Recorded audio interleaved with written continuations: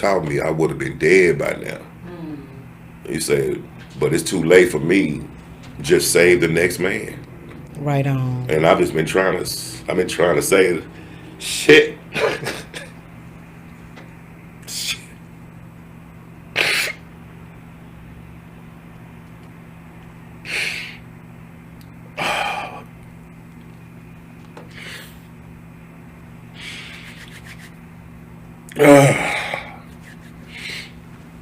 Man, that's all I've been doing, man. Trying to say, I've been trying to save the next man. That's it. That's it. Today's conversation is not about glorifying prison, and it's not about protecting anyone's comfort either. We live in a society that loves redemption stories, but rarely asks what people actually survive to get there. My guest today served 10 flat in prison. He's now a public speaker invited into rooms where no one knows he's an ex-convict. Today, we're changing that. This is a conversation about accountability, survival, and the parts of incarceration that rarely makes it into speeches or headlines. No subject is off limits, no truths are polished, and if you're looking for something comfortable, this might not be it. But if you're looking for honesty, this conversation is for you. And I would like to introduce you to my guest, Mar Butler. How are you doing, Mar? I'm doing great. That is good. Now, you told me that no subject is off limit. So before we go further, are you really ready to talk about the parts of your past that people usually avoid? Yes, I am. Okay. Today I am. All right. Now, most places bring you in to inspire, and today I want you to I want to understand. Are you okay with being uncomfortable with me? Yes, I'm very much okay with being uncomfortable with you. Okay. Now, if someone walks away from this interview judging you, are you still okay with telling the truth? Yes, Okay. most definitely. I know that it's the truth. It might not be good for everybody. I have been judged because of it. You know, when I first got out of prison, I used to get advice from people who would tell me that in order for me to make it, as back then as a motivational speaker, when I first got into public speaking, to not tell everyone that I was an ex-con or that I was a convict. You know, so I used to carry myself like I was trained to in order to do that. So, you know, but later on in life, the truth is much better. It's as simple as that. So you may carry forward. I'm good. I'm good with that. Okay. Now, let me ask you, what did you do that, well, first of all, before we get into what you did to get into prison, so you're from Dallas, right? What part?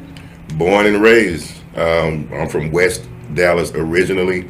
Born and raised until 1988. My mother and my father, they moved us to Oak Cliff, South Oak Cliff. And I was a resident there ever since. Okay, so you come from a two-parent household? Yes, I do. Okay. Okay. So what kind of kid were you growing up? Hey, you let my mama tell me what kind of kid I was.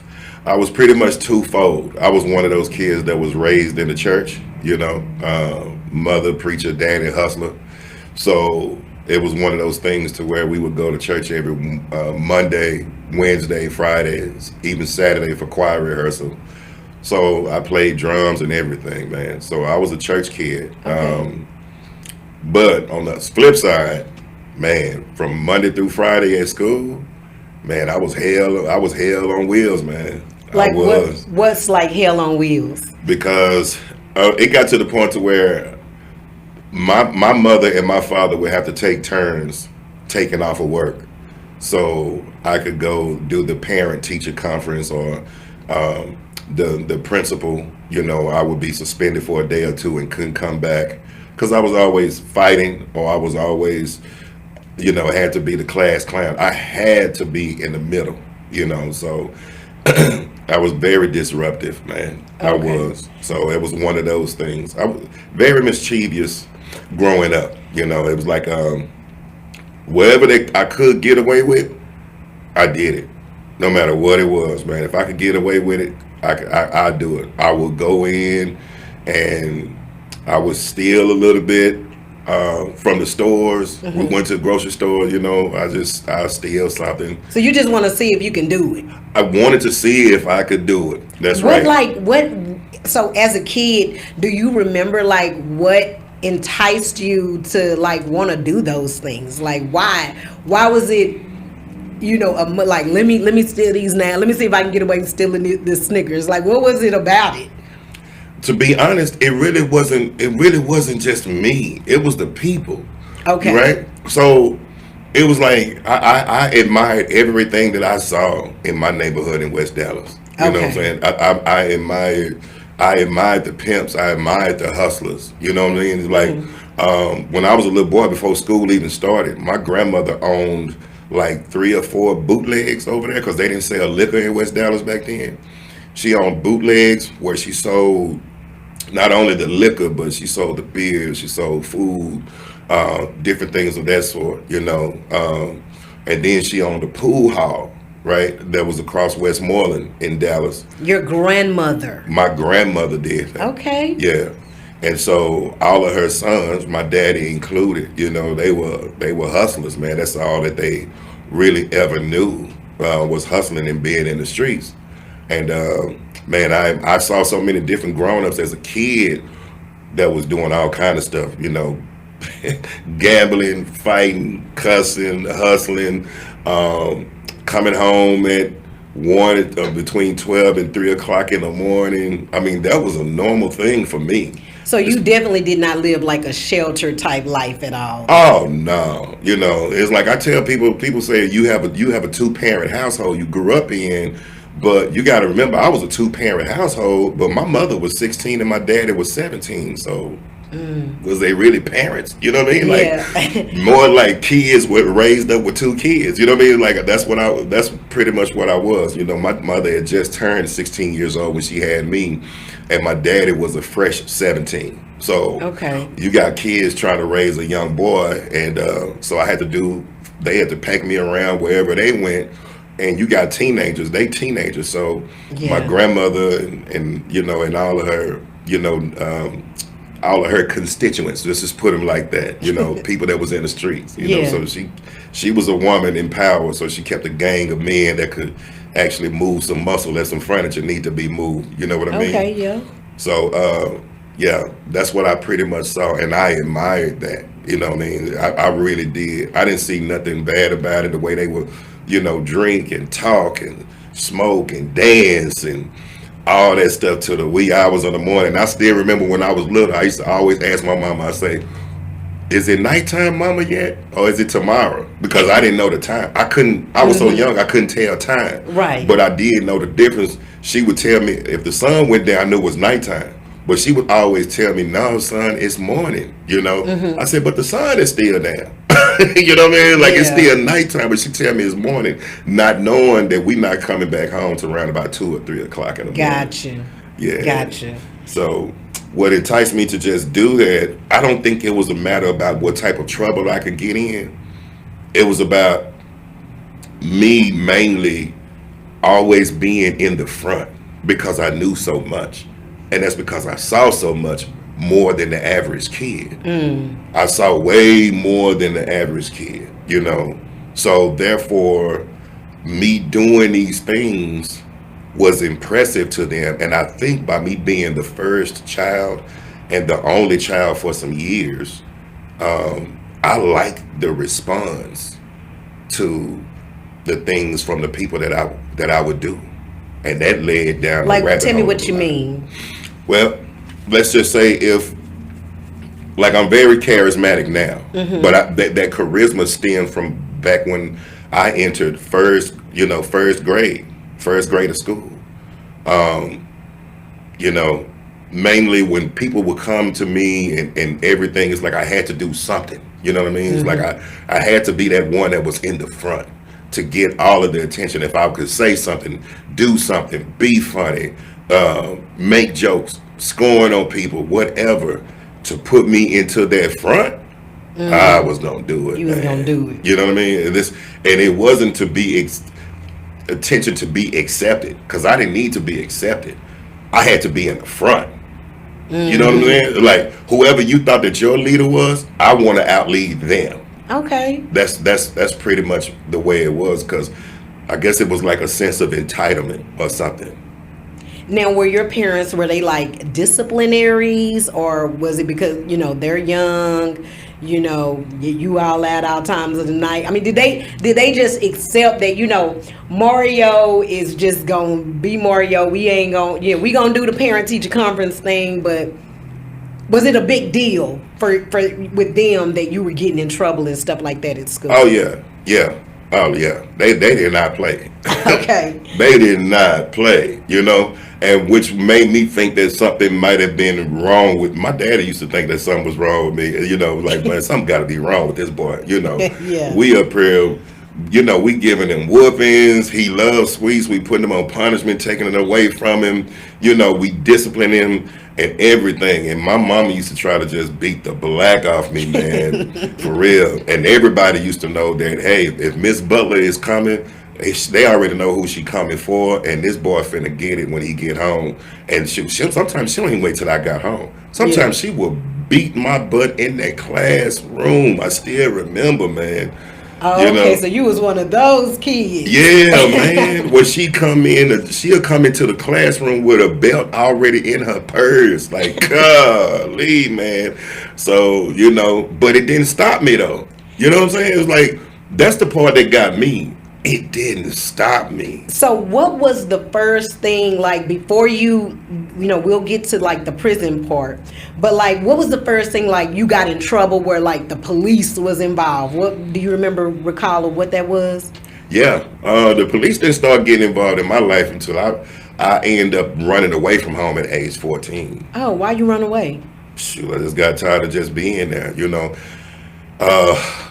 all right. Home life was okay? No, like, you said what now? I said your home life was okay? Nah, man, it wasn't. Okay. It wasn't okay no more. When we moved from West Dallas to Oak Cliff, that's when my life truly changed. All right. See, I didn't know that we were poor. Right? I didn't know that we were poor, because everybody in West Dallas was pretty much poor. Okay. Everybody wore like I do right now. Not no jewelry, not too much jewelry and all that stuff like that. Like mostly everybody in West Dallas, we wore a clean T-shirt, nice pair of jeans, and some type of shoes. Gonna be some Jordans, some Air Force flights. You know what I'm saying? Mm-hmm. It's gonna be something like that. Shell toe Adidas. We always had nice shoes, jeans, and a T-shirt, and that's pretty much it. Like West Dallas, we was mostly known for just being tough. You had good tough leadership or fighting skills or something like that. That's what we was recognized for. But now you had a grandmother who had 3 businesses, so how would? But see, that's the thing. Here's the thing. We need to back up for a second. Okay. Well, my daddy went to prison. I was born when dad was 17. I don't know when he first went to prison, but I remember how old I was. So you got to count. He had to been like either 21 or 22. Okay. All that money that we used to get stopped. Oh, because okay. when my daddy first went to prison, my mama went and got saved. Yeah, she went and got saved. She went to church and changed her life because she wanted to do something that was right for her children. That's when I first got introduced to church, like, period. But in order to do that, my mama had to get away from. So she was mostly trying to do the right thing. You know what I'm saying? So while my daddy was in prison, my mama kind of like separated us from visiting our grandmother, and it hit my dad's side of the whole family, which required us to actually struggle, which means that we had to do without it wasn't no more late nights, it wasn't no more clubs, it wasn't no more seeing no more gangsters and hustlers and stuff like that. It was go to church now and come home from church and go to bed so you can go to school in the morning. Like my mama was really adamant about trying to make sure to put some positive influence in our life. So real quick, how did you feel about being separated from your grandmother and that side of the family? I didn't like it too much. I really didn't. You know, I missed them. Okay. We missed them a lot, man. You know what I mean? Like, after a while, we started, asking could we go over there and everything. And my mother would take us every now and then, but it wasn't that everyday thing at all. So we went to another side. We moved out the projects, West Dallas projects, which where everybody lived, and we moved into the houses in West Dallas, across Singleton. You know what I'm saying? Because she wanted to try to implement some wholesome type of living, and so therefore that's how everything like started. So now we got to live off of one income, and you talking about my mother, which was, I think she started working like a intern or low entryship at a bank or something, and it was called First Texas. Okay. And from there we had to make it off that one paycheck that she had. And how many other siblings do you have? I have a younger brother and a younger sister. Okay. One of each. So at 14, you're saying family, life at home was not good, and this is due to money, financial issues, or whatever. Yeah, man, it was due to financial issues then. So the only one who can really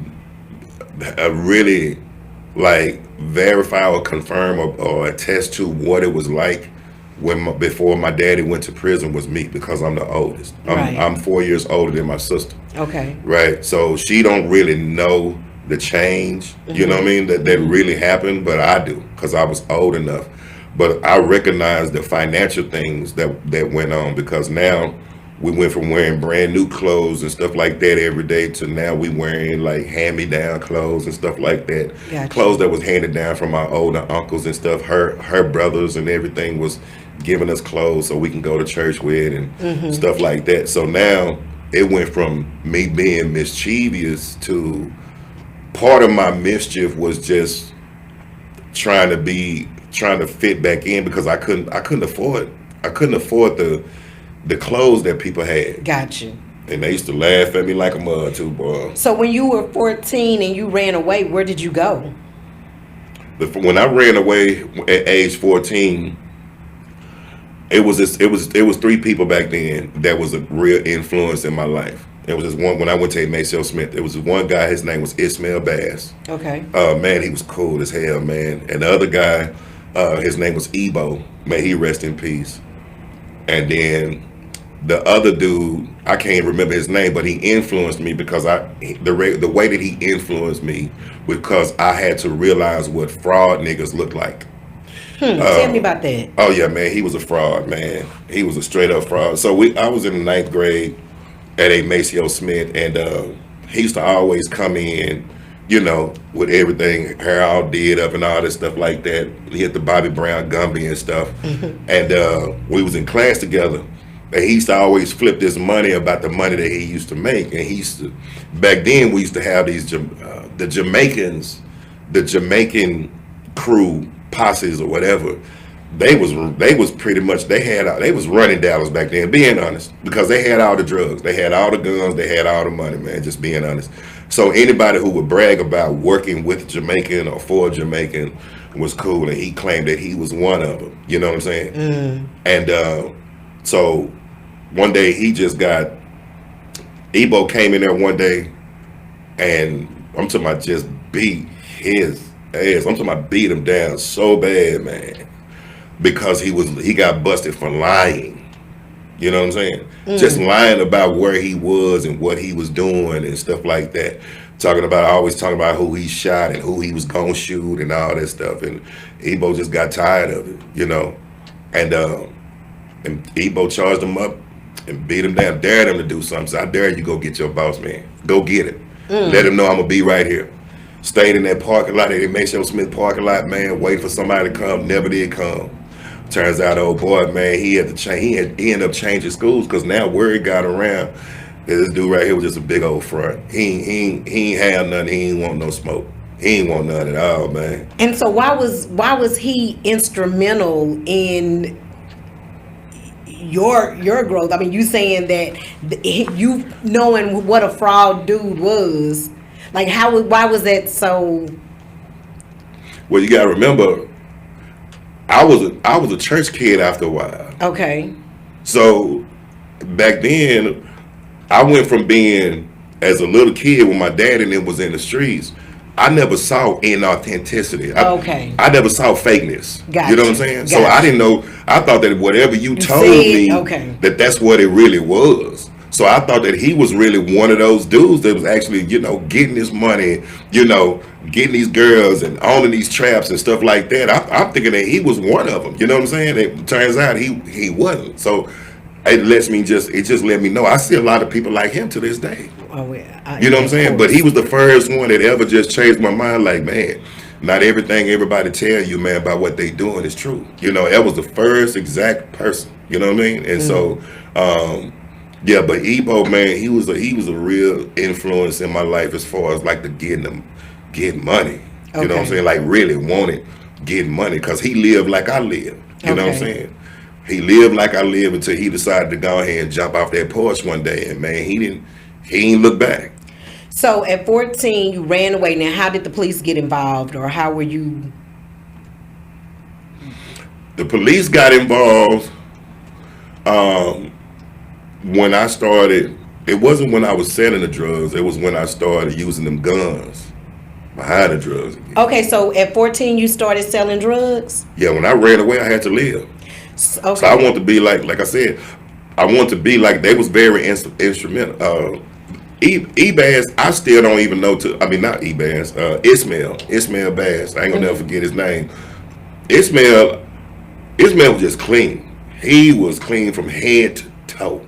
And when you talking about somebody who been wearing hand-me-down clothes since they was in their early childhood, man, dudes right there, the attention that he getting. Remember, I was talking about that, you know what I'm saying? Yeah. Being in the front. Right. I went from being in the front to being all the way in the back. I'm like, dude, how do I get back in the front again? You know what I'm saying? That's what it is. And he was clean from head to toe, man. His chains was real. They was solid. They was heavy. Kept his hair whipped up all the time.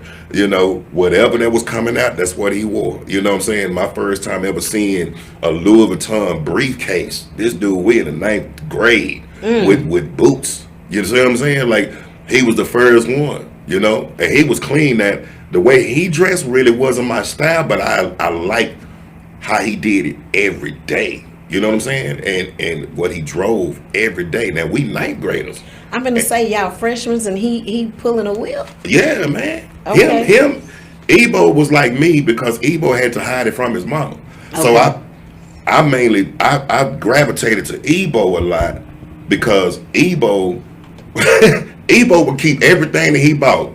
He would have his bag. He would have his plastic bag. He would have his paper sack bag full of all his rings and all his necklaces and stuff. And then he'll bag everything up and put it in his locker and put it up for the whole day. Like everything that he had that he made money with. You know what I'm saying? And it's like he would put all that up because he would have to hide it because his mama was like mine. His mama didn't play that, but he was still making the money. So I got the influence by the way Ismail Bass was looking. The way Ismail was looking, but the game on how to keep it, the hustle and keep it hidden, I got from Ebo.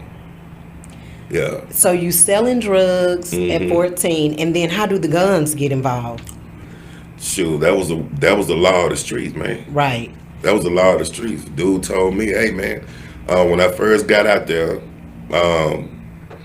it was a dude that used to steal cars I used to go to school with named Casey.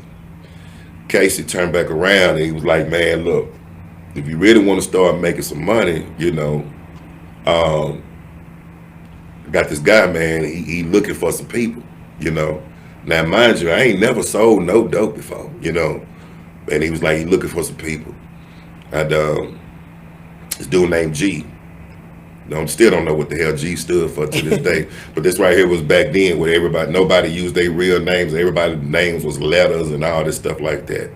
So G and Pigeon and some more people, Pat and some more people, man. But anyway, Casey told me, hey man, go meet them at the Circle Inn Motel over there off of 35. There was 35 in Ewing, I believe. That's where the Circle Inn Motel was at.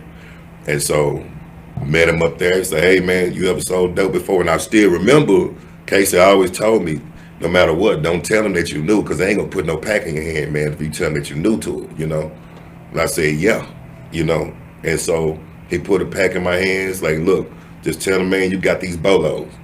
And I did. That's the first thing I said. Hey, man, got them bolos. Shoes, man, them customers was coming left and right, left and right. Still remember they was coming left and right. Now, you say that how did the guns come into play? All right. The guns came into play because the customer was coming left and right, but one more thing I had to get a hold to was being green. Being green, man. I was green as a pool table, twice as square. And man, there was a lot of people, boy, that could tell that you green. So they'll turn back around and ask you a question about what you're doing. You know what I'm saying? Like, what you got there, man? Got these bolos, baby. He said, you got the 10s, 20s, or what? You know, I'm looking at them. He said, man, them look right there look like, they supposed to be 20s. They look like 10s. You know what I'm saying? Like, then he put his hands there, like, let me take a look at it real quick. So he took a look at him, and then why he got another partner that's with him. So while he got another partner that's with him, they done did the switcheroo on me, and I ain't even know it. You know what I'm saying? So now I ain't even got the original rocks that I had before. You know what I'm saying? That, like, I couldn't tell the difference between wax and crack cocaine at that time, and I couldn't tell the difference between procaine and real cane. Nothing like that. They had the same color baggers as me. They had the same size as mine. But they left. And then they left. Like, hey, man, nah, this ain't gonna work. They too small, man. You can have these right here back. So by the end of the day, I had got twice on my first day of slanging. Damn. First day. I'm to my first day jumping off the porch, man. I got swindled twice. So at what point did you realize that they got you, or did somebody have to tell you, like, this ain't what I gave you? Yeah, Okay. yeah. When his right hand man came to check on me and see how I was doing, you know what I'm saying? Like, how you doing, y'all? You know what I'm saying? I ain't even had no nickname back then. It was like, hey, man, what you want to use? You know, that's before they started calling me Cash. He was like, yeah, man, Jay. You know, and so. What up, Jay? Like, what's up, man? It's like, how you doing, Mo? I say, hey, man, what you got? I was like, man, I still got a few left. I said, I can't get rid of these other ones. You know, it was like 4 rocks left. He said, okay, let me see how much money you got. Gave him the money. He said, bro, this ain't what I gave you. I said, yeah, it is. It's what come in the pack. He said, bro, this ain't even real. He said, let me show you something. He turned back around, put that light up against it. He said, look how that bird. This whole plastic bag, it's melting in the bag like some wax. You know what I'm saying? What did he do to you? Like, what happened to you? Like, in that? Well, the first day it didn't happen to me, but he told me the next day he was gonna shoot me. Oh yeah. He said, if I let that happen again, bro, I'm gonna shoot you. Oh, he said, man, because I can't miss no money. You know what I'm saying? And so that's exactly what it was, man. He gave it to me. And so I realized that at that point in time, I had another partner. Casey said, man, you might need to get you a gun, fool, you know? And so that's what he gave me. He got me a 20, my first pistol was a chrome 25 with a wooden handle. I ain't gonna never forget it. 25 automatic pistol. That was my first pistol. And man, what they do that for. Why? You had power with that gun? You felt like you was 7 feet tall then? Yeah. Because no matter what happened, I was going to pull it first. No matter what happened, I was ready to shoot it. You know, and no matter what. See, I'm going to tell you something. That's when you first get a gun, it is about protection. Like old boy said, man, that he was going to shoot me. You know what I'm saying? If something was if I come up short again like that, right? And so, but after then, it ain't about protection no more. It's about, I wish a nigga would. You know what I'm saying? It's some of that. You know, I wish I would see anything. Anybody jump, anybody do something, you say something out of line or whatever. And I could fight. Because you know what I'm saying? I come from a neighborhood where everybody fought. We fought our problems out. Right? I ain't need no pistol because we came off the shoulders. You know what I'm saying? Where I was from, we come from the shoulders. Ain't no such thing as shooting, you know? Right. But when I moved out there and I found out how real it was, man, with these pistols, like these dudes will kill you for real, you know? And I really did it, man, when my partner that I went to church with, when he got killed. You know what I'm saying? It was like I didn't go without no pistol since. So how did the police get involved then once you started having the guns? Like what happened that led you to the police? Well, all right. So it was this guy when we was over here in Broadmoor, Broadgate's apartments over there out in Westmore, Yeah. right? And I forgot which game it was. I think it was either Kimball and Carter. It had to be, yeah, it was Kimball and Roosevelt, or it was a Kimball. It was a Kimball and Carter. Either way, it was one of those rival high school games. That's what it was. And after the game, there was a block party. Now, mind you, I'm still 14, man. You know what I'm saying? Well, you know. And so, dude told me one of the first rules that I ever learned in my life. And his name, dark-skinned brother named Skumu. Skumu told me, and they call him, what they call him, Spoo now, Spoo, Black Spoo. Spoo told me, this day right here is something that I never forget, and I'm gonna tell you the reason why. All right, so everybody drunk, everybody listen to, you know, we out in the parking lots and stuff like that, man. Got the music out, everybody in the parking lot area walking around, everybody drinking and stuff like that. It's pretty much like wide open after the game. So what happened was I got the little 25 in my pocket. I'm so drunk, I'm trying to pull the 25 out of my pocket and blast a hole in my pocket. What? Yeah, the gun went off in my pocket. That's how it was. Oh my I'm God. drunk, everybody else drunk, you know what I'm saying? The gun went off in my pocket. When the gun went off in my pocket, the bullet ricocheted off the ground. And when the bullet hit the ground, I heard somebody yell, "Oh! Oh!" He hollered. I done shot a dude in the leg. No. Yeah, man. Shot a dude in the leg, man. And so, when I shot him, I tried to explain it was an accident. You know what I'm saying? So, dude was telling me that he's saying it. You know what I'm saying? Like, you're gonna have to finish that. I'm gonna kill you. You know what I'm saying? Like, you're gonna finish that. And then they going back and kin folks and stuff. I pull it up, so now I pull it all the way out. Like, you ain't shooting nobody here. And then Spoo said, "Hey man, you know when you pull your pistol out, you know you gonna have to shoot it, right?" I think that's when my life started to really like turn, man. Because Like I that. shot it now, I ain't want to shoot it. So you shot him? Yeah, Is he alive? yeah.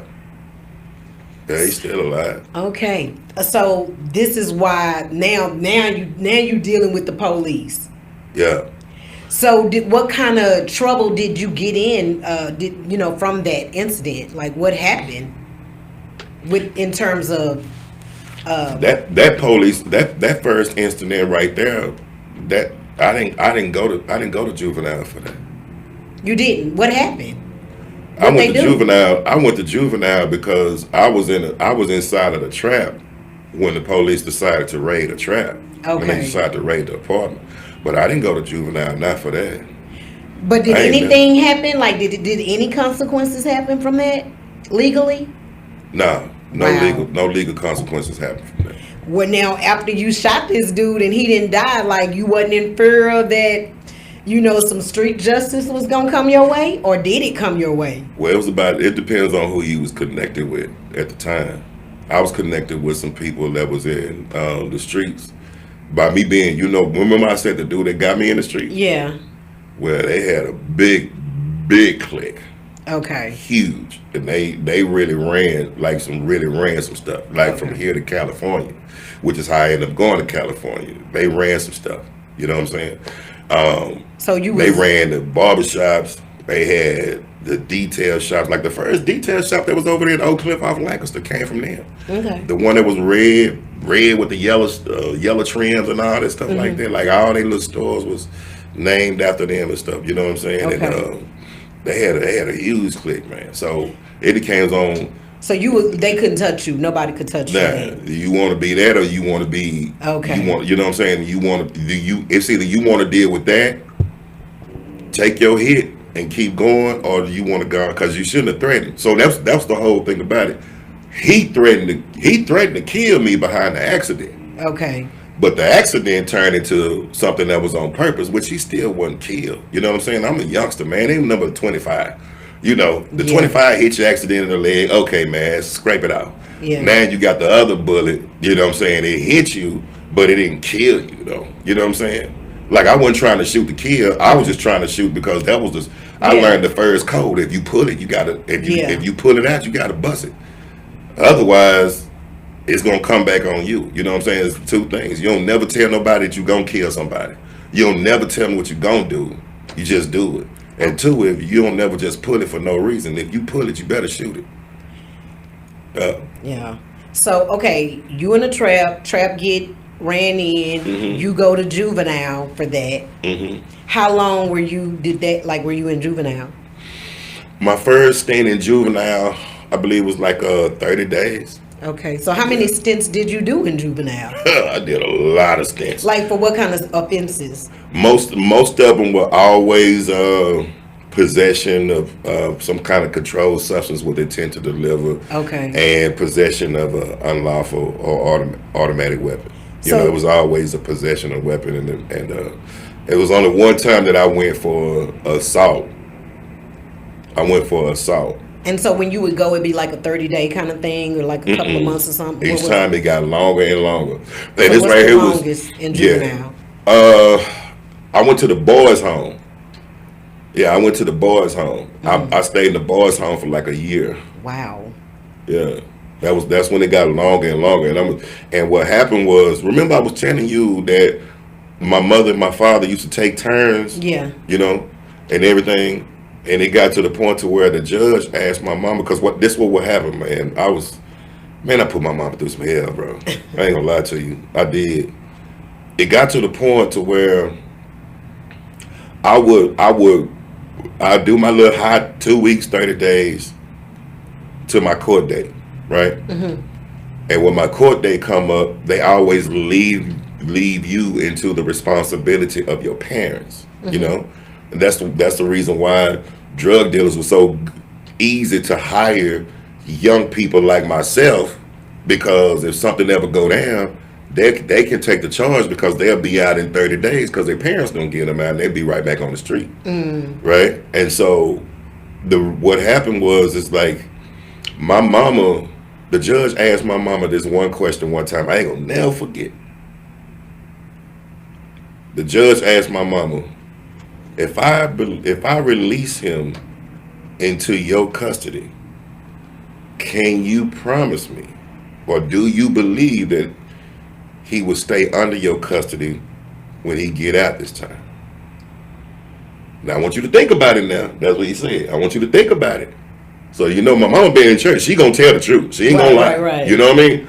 Because before then, what would happen is, as soon as they release me, I would stay home for 2 days and I would instantly go back into the streets. I would go right back into the street, just straight up break my mama's heart. That was breaking her heart, because I wouldn't stay at home number like 2 or 3 days, man. I'm going back to the streets again until she got to come get me out of juvenile again. I did that a lot of times, man, a lot. So this time, my mama, she was tired of it, and she said, honestly, Judge, I really don't believe that he gonna stay at home. And the judge said, I don't either. Based on how many times that you done been here, I don't either. He said he sentenced me to however many years that was, and I went to the boys' home. And I stayed there for over a year. Was you upset with your mom for telling him that? I was very upset. But was she lying? Right. Because I wasn't gonna stay. I mean, based on the past history, I was already too in love with the streets now. So It's too late. You're going through in and out of juvenile. Did you get to graduate high school? Nope. So you didn't graduate. I got my GED in prison. Got you. So what age were you when you started doing, like, when it was you? it's no more juvenile, you know, and you getting, you know, real charges. Like, how old were you at that point? Soon as I left the boys' home. Really? So you just, so none of the being away from the streets for a year didn't change your mind at all. No, it didn't change my mind at all. Being away from the streets, I loved the streets. I love the streets. What I did you love love about everything about the streets because I was in it, you know, since age 14. Now, And so at this point, you in the front. I'm in the front, baby.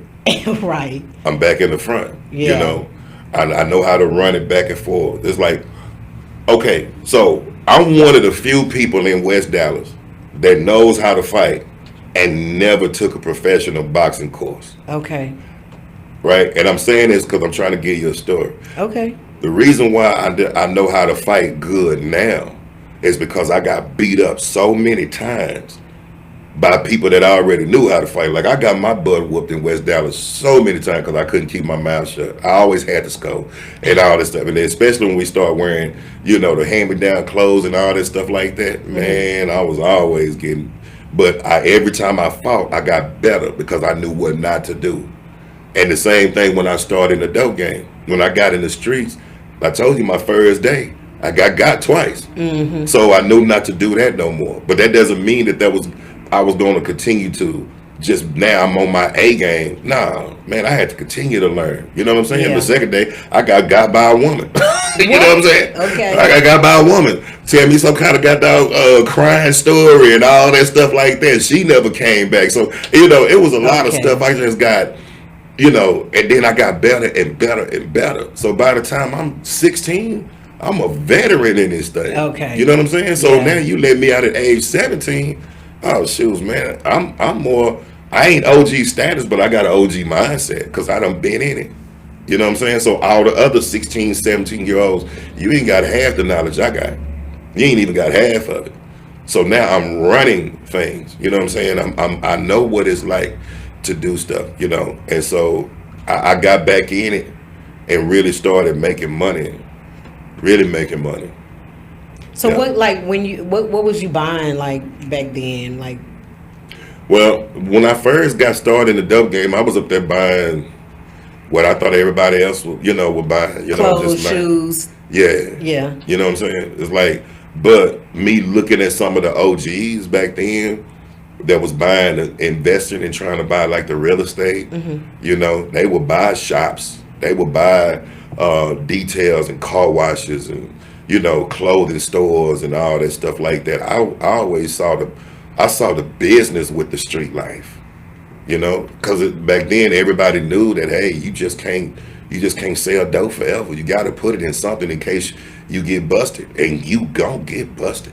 You know, that was the whole thing about it. Are you smart enough to make as much money as you can and put it in something else? You know, my grandmother taught me that. My grandmother told me, this is what she told me. She said, put some money to the side. This is what I ain't gonna never forget when I turned 18. When I turned 18, my grandmother told me this. Because first she wanted me to join her little Okay. family ring Yeah. of stuff. Like, yeah, you can go and own one of your own bootleg houses if you want to. I'm looking at her crazy. I don't want to sell no beer. No, you know what I'm saying? Like, you know how much money, man, I'm making off this drop, you know? I'm selling no beer, man. You Like, know? how much money were you making back then? If you could estimate. I can tell you this one thing. I know what it's like to have over $500,000 at one time. Really? Yes, really. Literally. And I got some people that can still vouch for me right now. You know what I'm saying? Like, really right now. Because they saw me sit up there and count. I was making $1,000.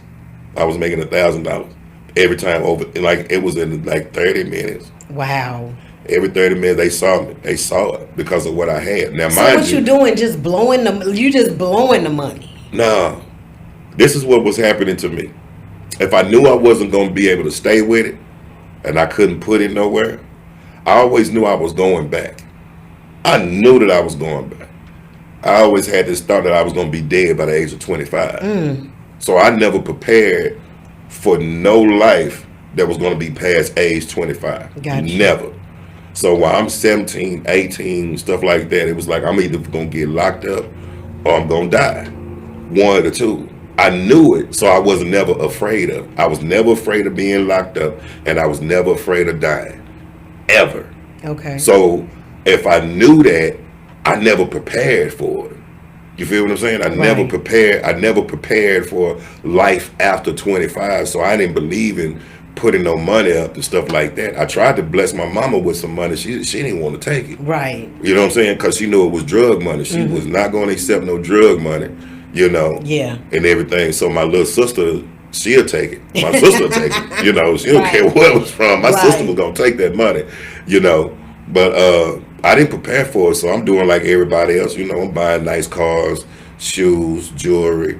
But I think what boosted me up in the business was because I was always taking care of people. I always believed in taking care of people because that's what I saw. I saw my grandmother do it, and when she was hustling, she took care of the whole block. You know, I saw the older players back in the day. They believed in taking care of the neighbors. They believe in having neighborhood barbecues. They believe in throwing block parties. They believe in stopping like the ice cream trucks and just throwing like $200 or $300 and letting all the kids come and get it. You know why? Because the neighborhoods were gonna turn back around and protect you. Right. The neighborhood was gonna protect you. If nothing else, the neighborhood did. And then it bought loyalty. You feel me? It bought you protecting other people it brought about that sense of loyalty because they actually saw that you cared. You know, and couldn't just know anybody come up in that neighborhood either and do anything. So, Mark, at what point, like, when did you start? I guess when was it that you got sent to prison? Like, how old were you? Like, when you actually, like, you're doing real time? I was 18 and a half. 18. What was the charge? Same thing. So what was your possession sentence? of cocaine. I was sentenced to 15 years in prison my first time, non-aggravated. Yeah, and I just my girlfriend was pregnant at the time. Yeah, my first child, and she had her while I was in prison. Yeah. So how you were sentenced to 15 years? How much time did you do? I did 5 years because it was a non-aggravated sentence at that time. And I got sentenced to I got sent to a young gladiator unit at that time called Charles T. Terrell. So what was you like the first day for you in prison? Because I know it's totally different from you being in juvenile or a boys' home and all that. Like you in there with some. I know you say it's gladiator. Does that mean like there's not like real criminals or like you that's doing like hard time or? You know, is there like a minimum like security, maximum? Like what is that? Oh man, gladiator unit means that no matter which custody it was on, everything was off limits. You could be in the dorms, which is called trustee camp, which is mean that you trustworthy. It's still going down out there, man, with people that just didn't care, man, fighting. It didn't matter. You can get killed out there at the trustee camp. So what was the first night like for you? Like the first, when you went to prison, did you cry? Oh nah. You didn't. You better not do that ever. Okay. I got all my crying out the way in jail. Okay, but I learned that at the beginning. You know what I'm saying? Yeah. But you knew though this was not gonna be like what you were doing. You know what you were experiencing before when you would get in trouble. Yeah, I didn't know what prison was gonna be like, but by the time I got there, I was overly prepared. Okay. Because my daddy was an ex-con, his brothers are ex-cons, my grandfather been to prison. Like every I know every man, daddy's brothers, all them, they all went to prison, man. And my mama's father went to prison. So if I had the game of what it was gonna be like, I got it before I even got there. But you gotta remember, I've been going to juvenile so many times. Not saying that it's just alike, but by the time I got to prison, I saw a whole bunch of people that was in juvenile with me. That you knew. Okay. That I knew. You know, and so it was like, hey man, you know, this right here, this happened, this right here. You don't want to do this, you want to do that, you know, and be prepared. Like, be prepared for somebody calling you out.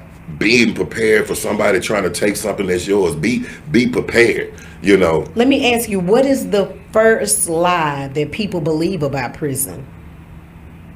The first lie, or what lie do people believe about prison?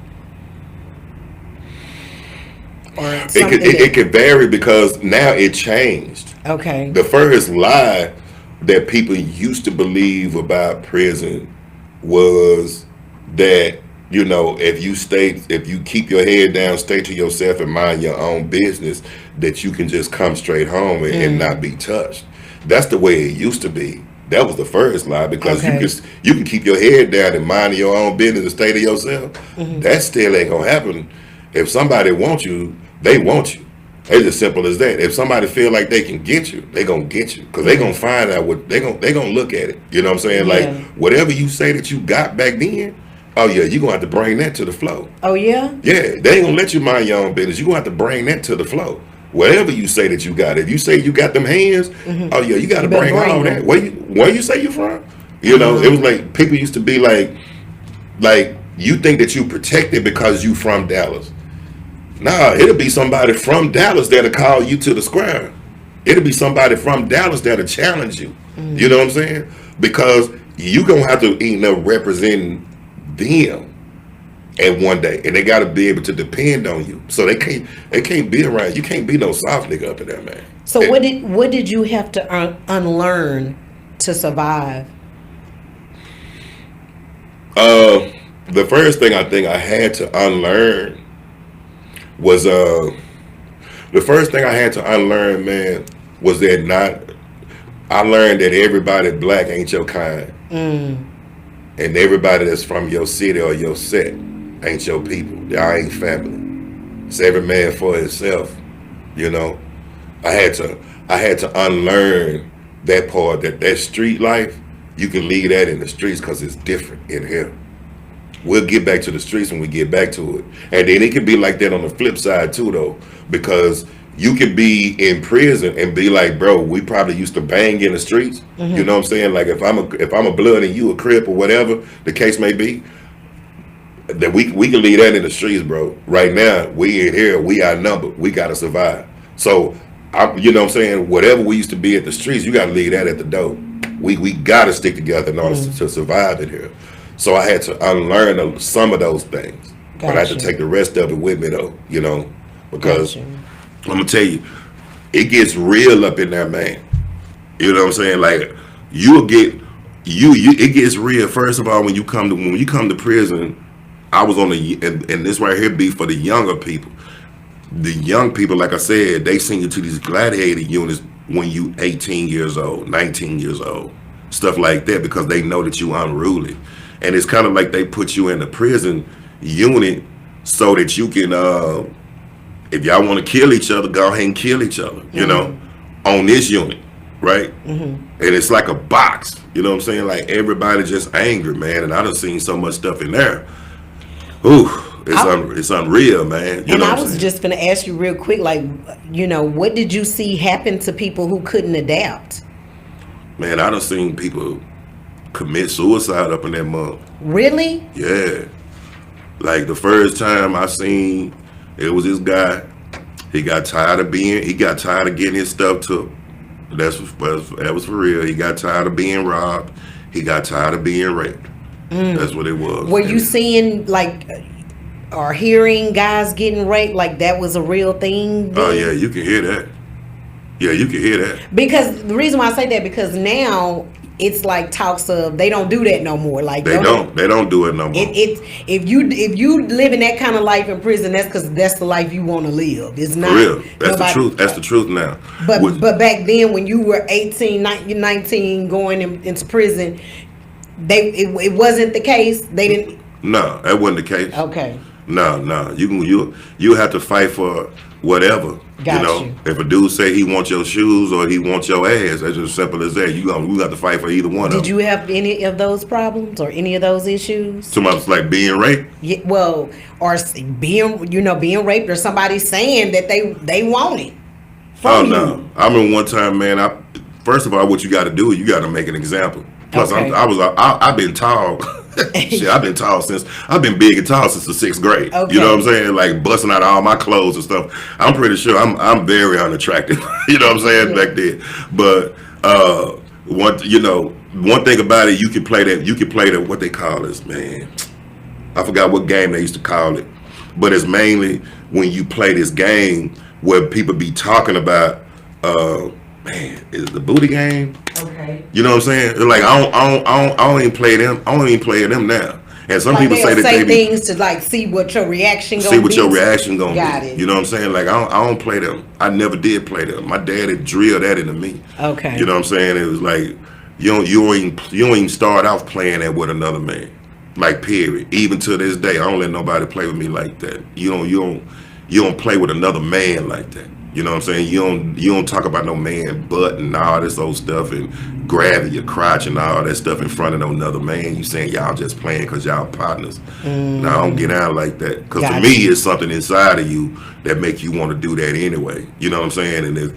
But if you let somebody get away with that, like somebody, still remember when we was up there watching TV, and you'll be surprised how many people get into a fight behind this one show. Okay. The Young and the Restless. Oh my God. Because a lot of people used to watch that with their grandmamas. And Yeah, things, so. yeah.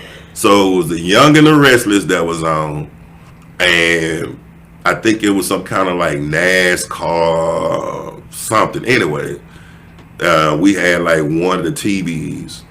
We had 2 televisions, and back then when everybody used to come from the hoe squad, which is the fields where we used to do that, the work chopping up the grass with the backhoe. Okay. And so when we chop up the grass with the backhoe, everybody tired, man. The sun beating you down. You done worked out there for like 6 hours, 8 hours straight. That sun beating down. You got like 10 to 15 minutes, man. Get you some lunch, some food, and some water. Then you got to get right back at it, right? And so when you come back in, you beat down, the sun done fried you to death. You just want to take a shower, sit down, watch some TV before you go to sleep, before they call chow again, which would be, by that time, it'll be dinner, right? So they call that third chow. So anyway, we sitting down one day and watching TV.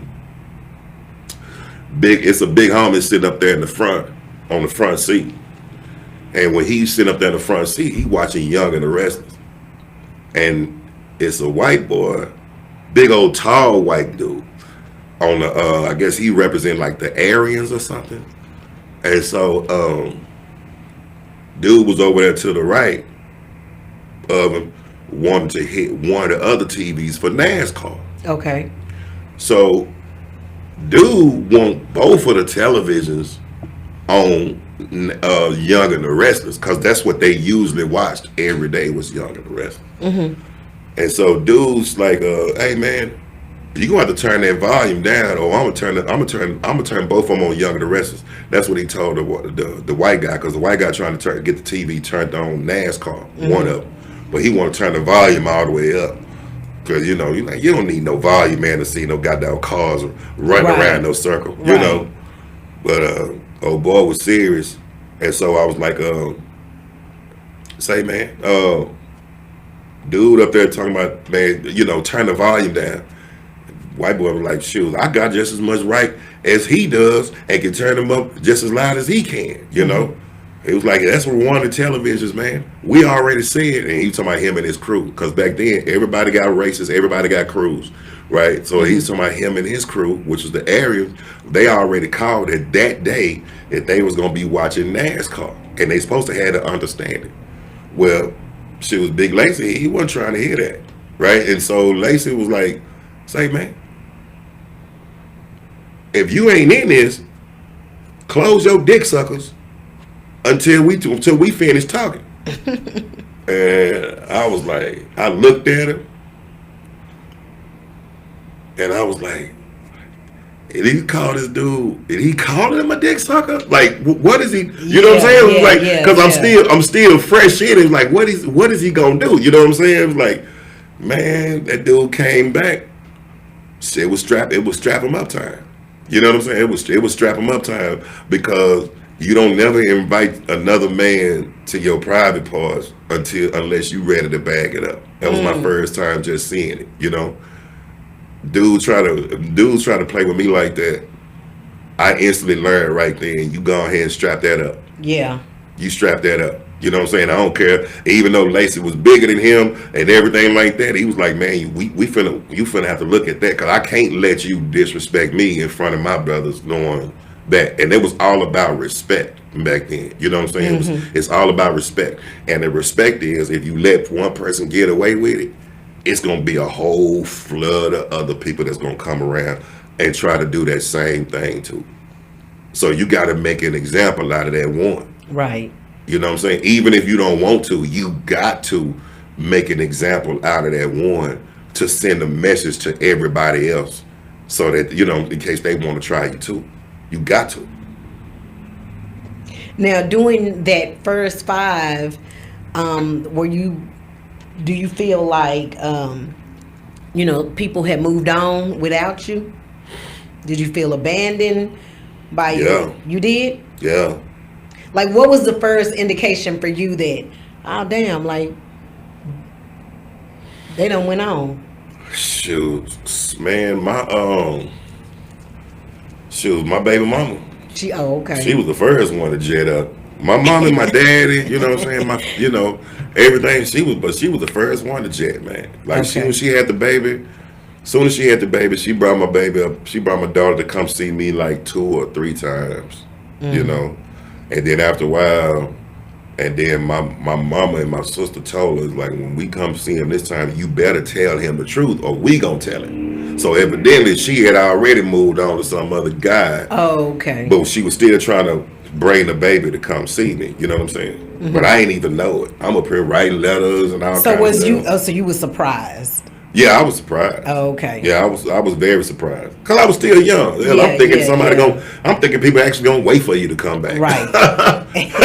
You know what I'm saying? It's like it's very few people that actually wait on you. You know, but I have seen it because I know that my mama waited on my daddy. Okay, well, maybe not wait, but maybe we could pick up where we left off when you come back. Yeah, but my mama waited on my daddy. If she was doing anything, she made sure Y'all didn't know about it. we didn't know about it. That's Right for sure. on. Because many times as we went to church, like she was serious about that church, man. My mama did not play about Jesus. Okay. So if God told her that she is joined to one man for the rest of her life, she waited for that one man to come back. You. You know, for the rest of her life. Plus, back then, my dad used to go to prison. They used to do them turnarounds. When you go down there, do 2 years, and come back. You know, I was doing the George Bush era when he sent you down. He sent you down for real, like real time came out. You know, and so my first time ever being locked up as an adult, I ended up doing 5 years on that first 15, and then So she was the first one to leave. And then dealing with death. Yeah, dealing with death. I think that you know that kind of hit me. You know what I'm saying? now, what's worse, like your first year in, or your first year, or your last year inside? Doing that first 5, like, Doing that first 5. yeah, which was worse? I think it's the to me that first year getting adjusted Okay. was always the hardest. It was the hardest for me. The first year. By the time that 5th year came around, man, I was a pro. I was a professional convict by the end of that 5th year. And I say that because now, not saying braggingly, like I know how to survive, I know how to thrive, but I'm going even deeper because now I got guards working for me. I done brought the streets into the prison. You know what I'm saying? Like I got prison guards working for me down there, you know, bringing in stuff, moving stuff here and there. You know, I don't really even have to fight no more.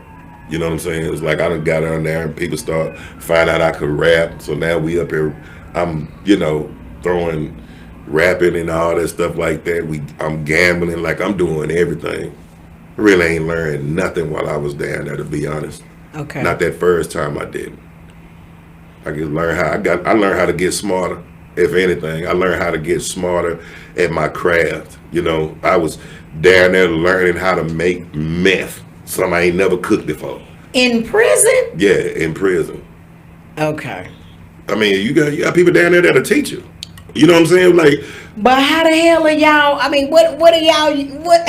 How you that? Because wouldn't that be like on the job training? Like you making it? How how y'all getting supplies?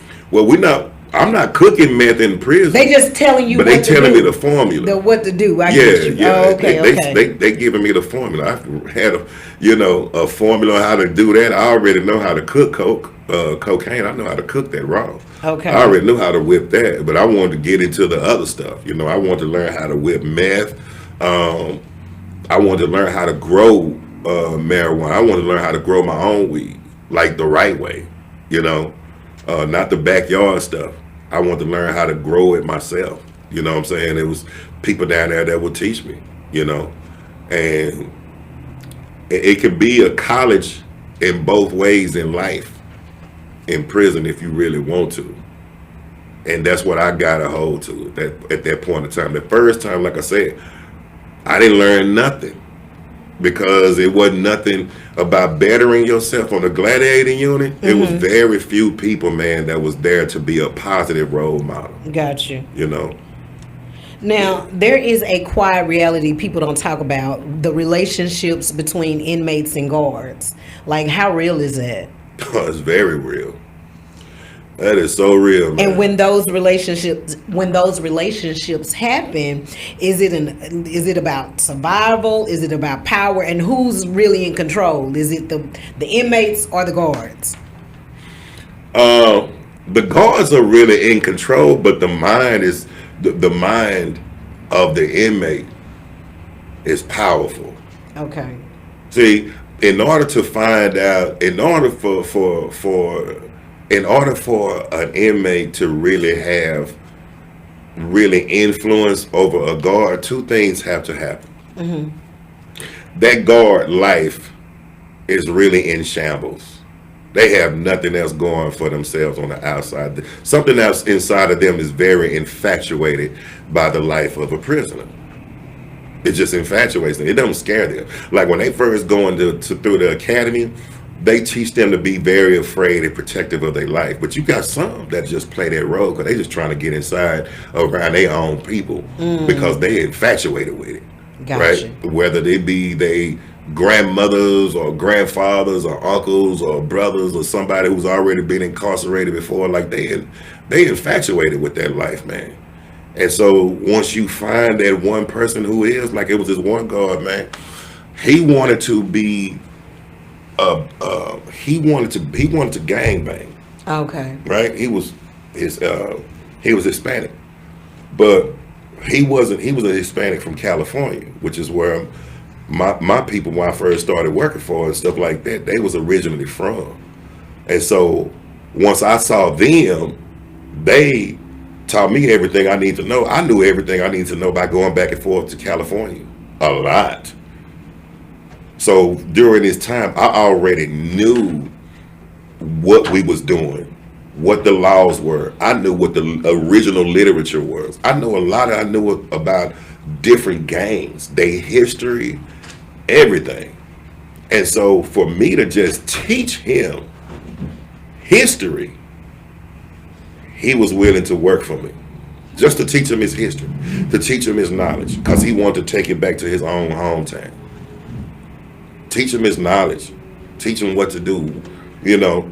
And because there was so much stuff that was in Texas back then, you had people that was gangbanging and not even knowing which side of the flag to hold which side of the pocket to hold a flag up under. Gotcha. You know what I'm saying? Like they didn't. They didn't know if they was banging to the right, to the left, over the moon, under the moon. They didn't know how many bricks in the pyramid. They didn't know none of that stuff, right? But they Okay. was willing to die for that color, though. You know what I'm saying?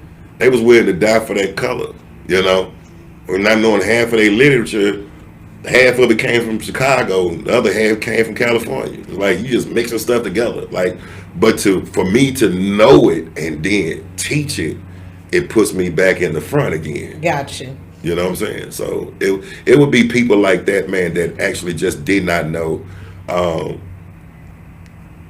They become infatuated to a degree, and to where losing a job is one thing.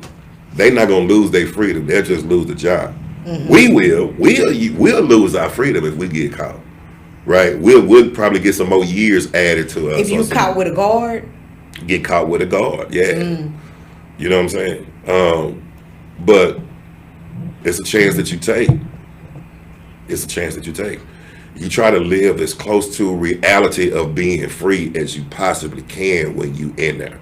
So you got some people that walk around with rolled up cigarettes and little bitty pen joints of weed, or if it wasn't no pen joints of weed, it'd be stuff like parsley with orange peels and apple peels and all this stuff. A lot of stuff that don't make no sense, just so that they can get that temporary feel of being back in the free world again. You know what I'm saying? Yeah. Like, it was a lot of people, and me too, myself included, would sit there and be dumping all that, the bread and the fruit and all that stuff like that with the yeast and everything, trying to making that homemade wine. Oh, wine. Okay. Making that homemade hooch. You know what I'm saying? Big bags of it too. Just for that feeling, just to sit back, put them radio on for a minute, sip that drink, and just for a minute, even though it's not gonna last long, just take me back to the feeling of being in the free world again. And that'd be a chance you'll be willing to take, And I've been there, I've been, had male guards working for me and female guards, had building relationships with them and all kind of stuff. Hell, I took one home with me. You This took last one time. home? Oh, really? Yeah. Oh, okay. We're gonna get to that. Let me ask you about this though. What did prison take from you that you'll never get back? Besides time. It'll never give me back my relationship with my daughters. Okay. Yeah.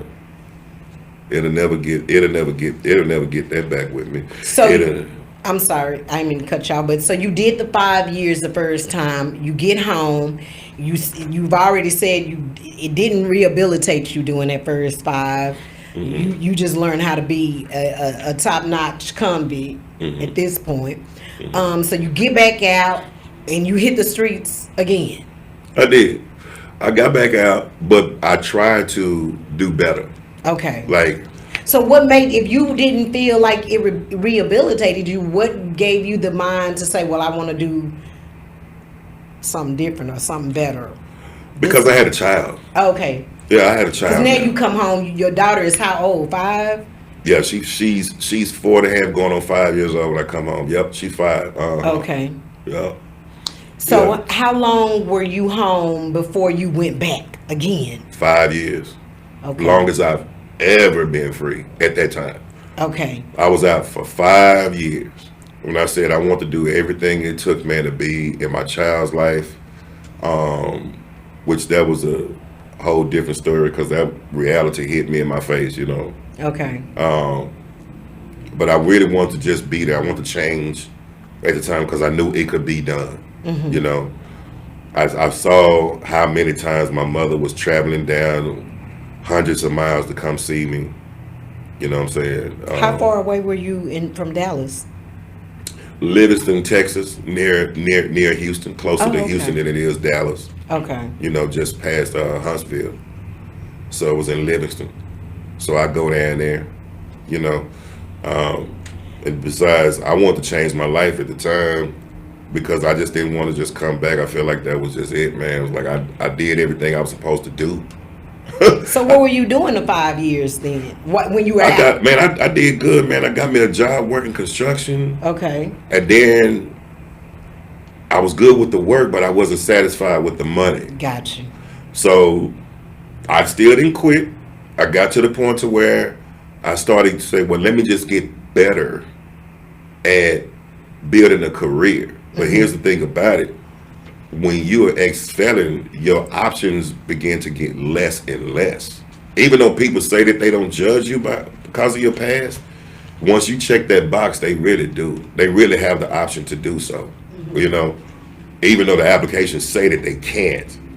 Well, if you can't, the question is, why do you ask it if you can't? If you don't really judge, then why ask it, period, you know?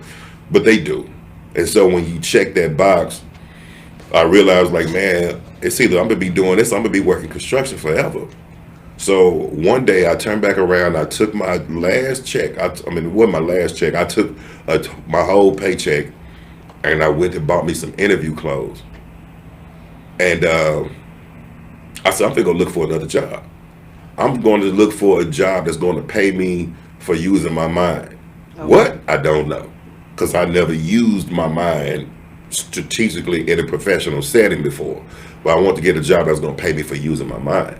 So the job that I got was like a telemarketing service. I forgot what it was working. Silverleaf or something. It was something. Okay. But anyway, I started learning how to get the game better. That's one thing I've always been good as learning fast, right? Even when I was in the streets, I've always got good at learning fast, you know, picking up something really fast.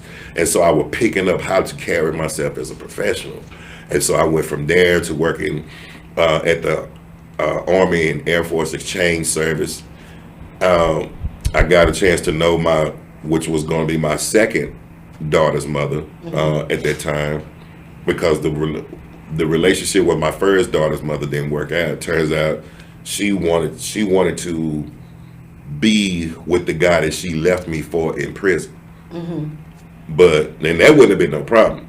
The problem was when my daughter started getting real attached to me, and the dude that she was with started feeling some kind of way. Oh, okay. Because he's been there apparently since my daughter was freaking born. Okay. You know what I'm saying? Didn't even know that part. You know what I'm saying? Like, man, y'all been together that long? Like, yeah. You know, so he's feeling like my child is his, even though he knows biologically my child is not. You know what I mean? So it caused some kind of friction there, and then so my daughter's mother started trying to keep me away or keep her from seeing me, even my whole side of the family. You know what I'm saying? So I think that hurt. I ain't gonna lie to you, man.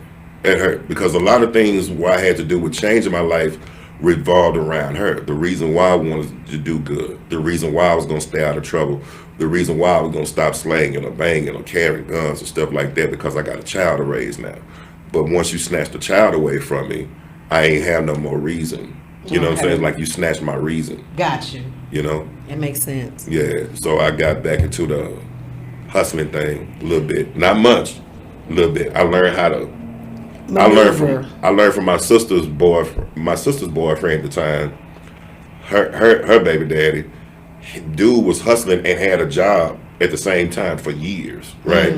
Sold these pounds of weed and stuff like that, but he always had a job, so he never got caught. You know, to this day. You know what I'm saying? Now, I ain't saying he's slanging to this day. I'm saying that he's one of the only people I can say never did no time, never got busted, because he was disciplined in how he balanced the two. You know what I'm saying? And so I try to do like him, you know. Well, let me ask you this real quick. Now, what was harder, like you surviving prison or re-entering society? Re-entering society is always the hardest. Okay. Yeah. And it's not until this second stint. Now, I don't know how much time we got, but this second stint really is what really took a turn in my life. So what did you do to get into that second stint? I crashed in that first 5 years. I crashed hard. I crashed hard, man, because, okay, so This gonna be a hard one, man. All right, so I was doing good. I ended up climbing up the ladder, Okay. and I ended up getting me a job working at IBM Corporation, Okay. right? And back then, they didn't really care about no degrees and all that stuff. When I told you, I never had no education. Only thing I had was a GED that I got in prison. But I could sell my ass off, man. I could sell my butt off. I could sell it. You know what I'm saying? Like, for real. You know, whatever it was, I could sell it. And so they gave me a spot working intern at 1 year probation, working at IBM Corporation, just to see what I could do. So they kept that 1 year because of my background and all that stuff. Okay. And man, I'll tell you, I was killing it, man. To the point to where I ended up going out the internship, making it to the top floor as a marketing specialist, and became one of the top salesmen in the country. Wow. Yeah. I was a top marketing specialist, man. I could generate like no matter what in the country though. At 24 or 25? 25 years old, man. You know, that was a high accomplishment for me. But the main thing I love was that now I got my life back like I used to have when I was a drug dealer. Okay. But it's legal now. You know what I'm Okay. saying? Like, I'm living on the north side of Dallas. I'm married again. I mean, not again. I'm married for the first time. Found the love of my life. Okay. And everything. We living on this side, you know. She had 2 boys. I mean, she had 3 boys. And, man, they loved the hell out of me. So it was like, for everything that I lost, I got replaced, you know. But it was like I was making enough money to have 4 different cars in the driveway. Okay. I was good. Life was good. She was good. You know what I'm saying? And Okay. everything. But I was so happy, man, because it was legal. Okay. You feel me? And yeah, man. And then September 11th hit. And my life changed forever that time. How? Because when September 11, 2001 hit and that World Trade Center crashed, the IBM Corporation headquarters was inside the World Trade Center. And as a result, I was the first of the 3,500 people to be let go. Wow. Yeah. Yeah. So you had to keep up. I had to keep up everything. I had to keep up appearances. I had to keep up my sanity. It was like, man, I can go find me another one. You know? I can find me another one. It's no problem. I can find me another one. But I couldn't. The whole country was in disarray. Right. You know what I'm saying? At that time, like our economy plummeted, and I tried my best to just look for work, man, but I couldn't find nothing because outside of that, if I couldn't do the corporate, the only job experience I had was construction when nobody hiring. And then if I did have a job, it's like, well, who's gonna take care of all these expenses that I have? Yeah. You know, all these expenses that I have. I got my kids going to a good school, right? They going to private school or whatever, you know. My wife is used to a certain lifestyle. I'm used to a certain lifestyle. Like, everything that I've built up to this time is falling. And I'm trying to keep up, right? Because I know what's finna get ready to happen. I can feel that old cash coming back in me. I can feel it. I can feel it. But I know Because you in survival mode. I'm finna hit survival mode. And the only person that know how to survive is Cash. Gotcha. You feel me? And Cash ain't never stayed out of prison. He ain't never, you know what I'm saying? Never been out the streets. Like, if I start doing this, I'm finna lose everything. And I tried my best, man. I tried, man. I went on job interview after job interview so many times, man. And it was so disheartening, people telling me no. No matter how much experience I had. Do you think they were telling you no because you were ex-convict? Yeah. Oh, okay. Because reality hit. IBM was the first one they was the first and only ones to look past Gotcha. my history so I can get this job, right? But nobody else wasn't. When you talking about now, the economy is changing over, unemployment is rising. Now they only gonna hire who's the cream of the crop. Yeah. You got people that went to school to get degrees for what I knew how to do naturally. But if you're talking about going to another company, them people don't know me. They're going to choose the person who got the degrees first. You just an ex-con with a lot of admiration and some awards, but what is that going to make us, what is that going to do for us on paper? So the doors was closing on me a lot. So how long were you back in the, like say you couldn't get a job, you get back, to being cash, and how long before you got hemmed up again? Man, I took that dope.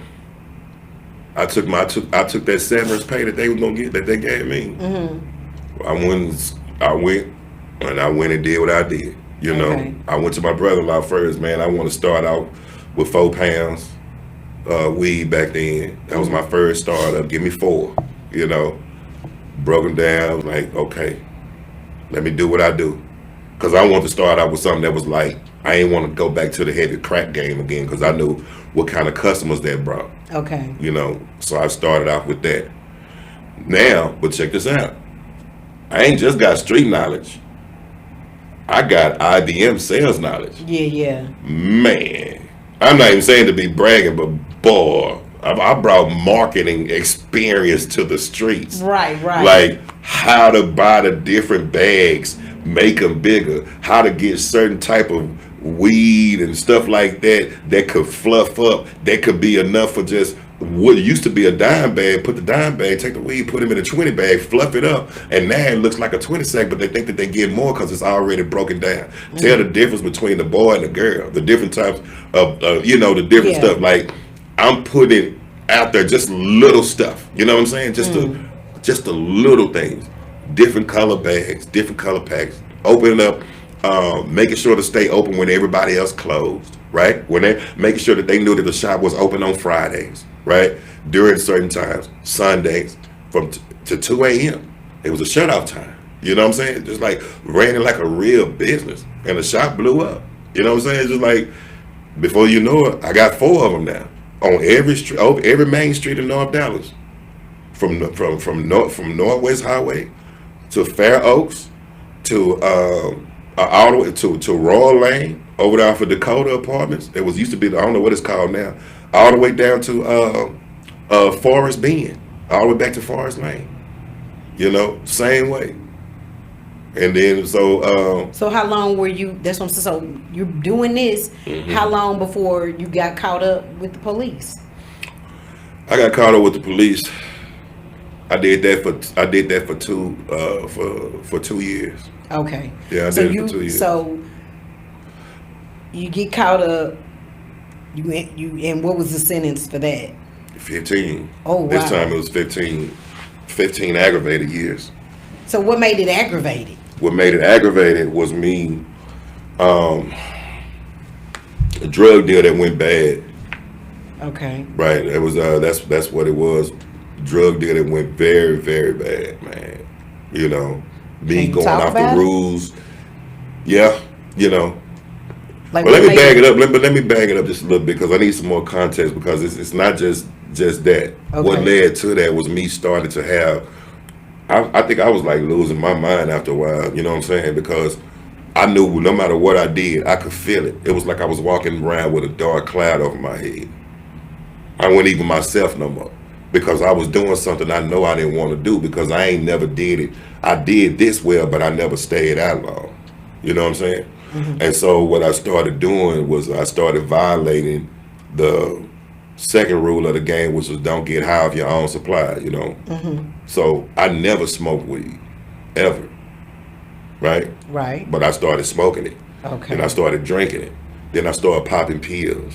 I was doing all kind of stuff, just knee deep in it. Almost forgetting that I was even married in the first place. My wife, man, I was taking her through it, you know, because she was like, I'm your wife, you know. You gotta come home at a certain time, you know what I'm saying? It's like you married now. What you doing? You acting like you in the streets, you know, and everything. I was like, and my whole excuse be like, you know what I gotta do to keep supporting all this stuff, this high life that you like living in, these clothes and stuff that you love wearing, this jewelry and everything. It's like, I gotta keep doing this. But at the end of the day, I ain't want to tell her that that's all I knew how to do. That was it. If I didn't know how to, I had very little experience in living legally. But I had a lot of experience in the streets, years of it, you know? So I'm gonna go back to what I knew how to do that made me feel comfortable. The street life made me feel comfortable again. So I needed that. But I knew that the street life never did last. It wasn't gonna last. And me knowing that it wasn't gonna last, like that thought that I always had in my mind, that I was gonna die by the age of 25, that was coming over my head. So it got to the point to where I was just depressed, man. I got into a state of depression because I didn't know how to get out. I didn't know how to ask for the help. I didn't know how to ask anybody to help me understand what was going on in my life. I needed somebody to let me know it was gonna be okay. You know what I'm saying? But as a man, I couldn't ask nobody. My daddy, he was back in prison again. Oh, okay. You know, he's the only one I know that really would give me the advice that I need to hear, that really loved me, you know what I'm saying? But he in and out, you know? And so I'm getting depressed.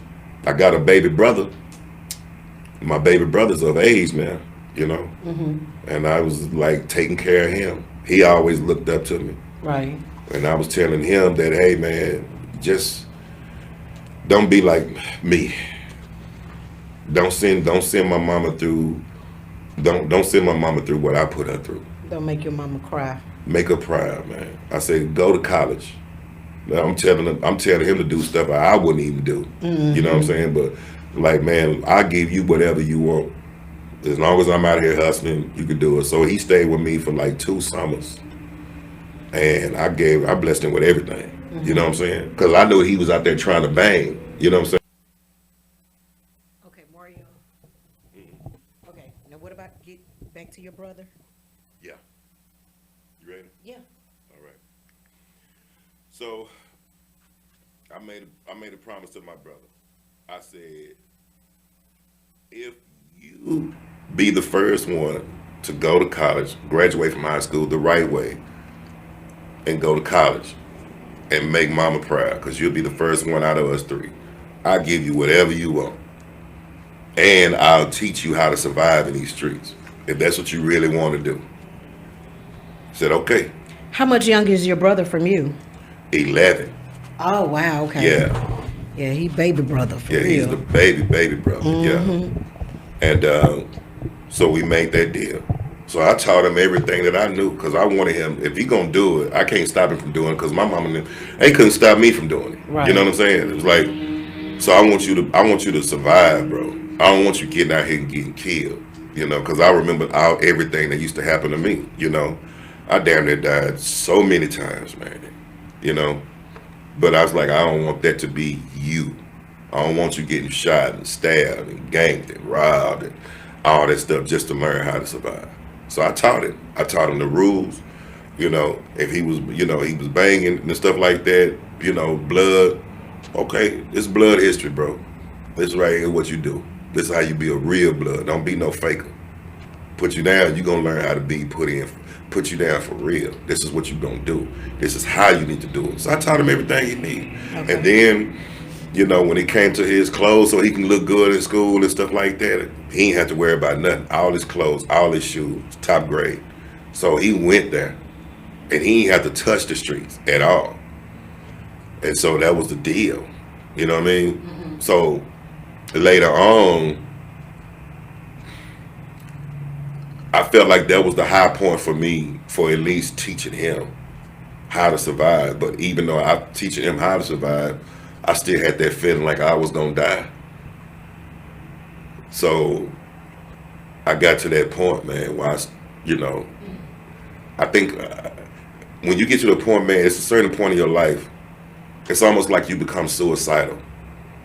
Even if you don't kill yourself, you know, because it was like, you basically just being reckless. So you start being real reckless. Gotcha. You stop caring about living or caring about retaliation if you're doing something to somebody. You know, you stop doing all that stuff. And I got to that point to where I got real reckless, man. You know, because of drugs and the gangs, the guns, the alcohol, you know, the stuff I was taking and stuff like that.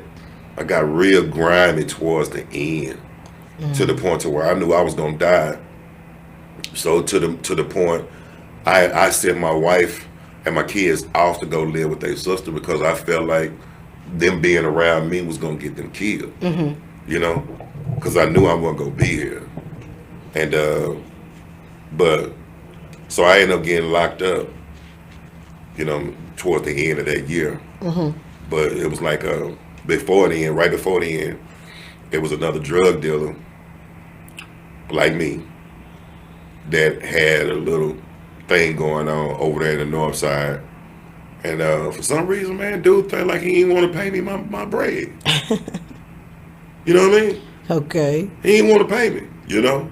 It was like, and then what's the cool about it was, I ain't even need it, you know?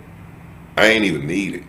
But the fact that he felt like he didn't want to pay me, that set me off. See, that set me off to the rules of the streets in the prison. You know what I'm saying? And even in prison, the rules in prison. You know, you let one make it, you gotta let everybody make it. Because once somebody find out this one person didn't pay you, and the next person find out, that's open the door for everybody.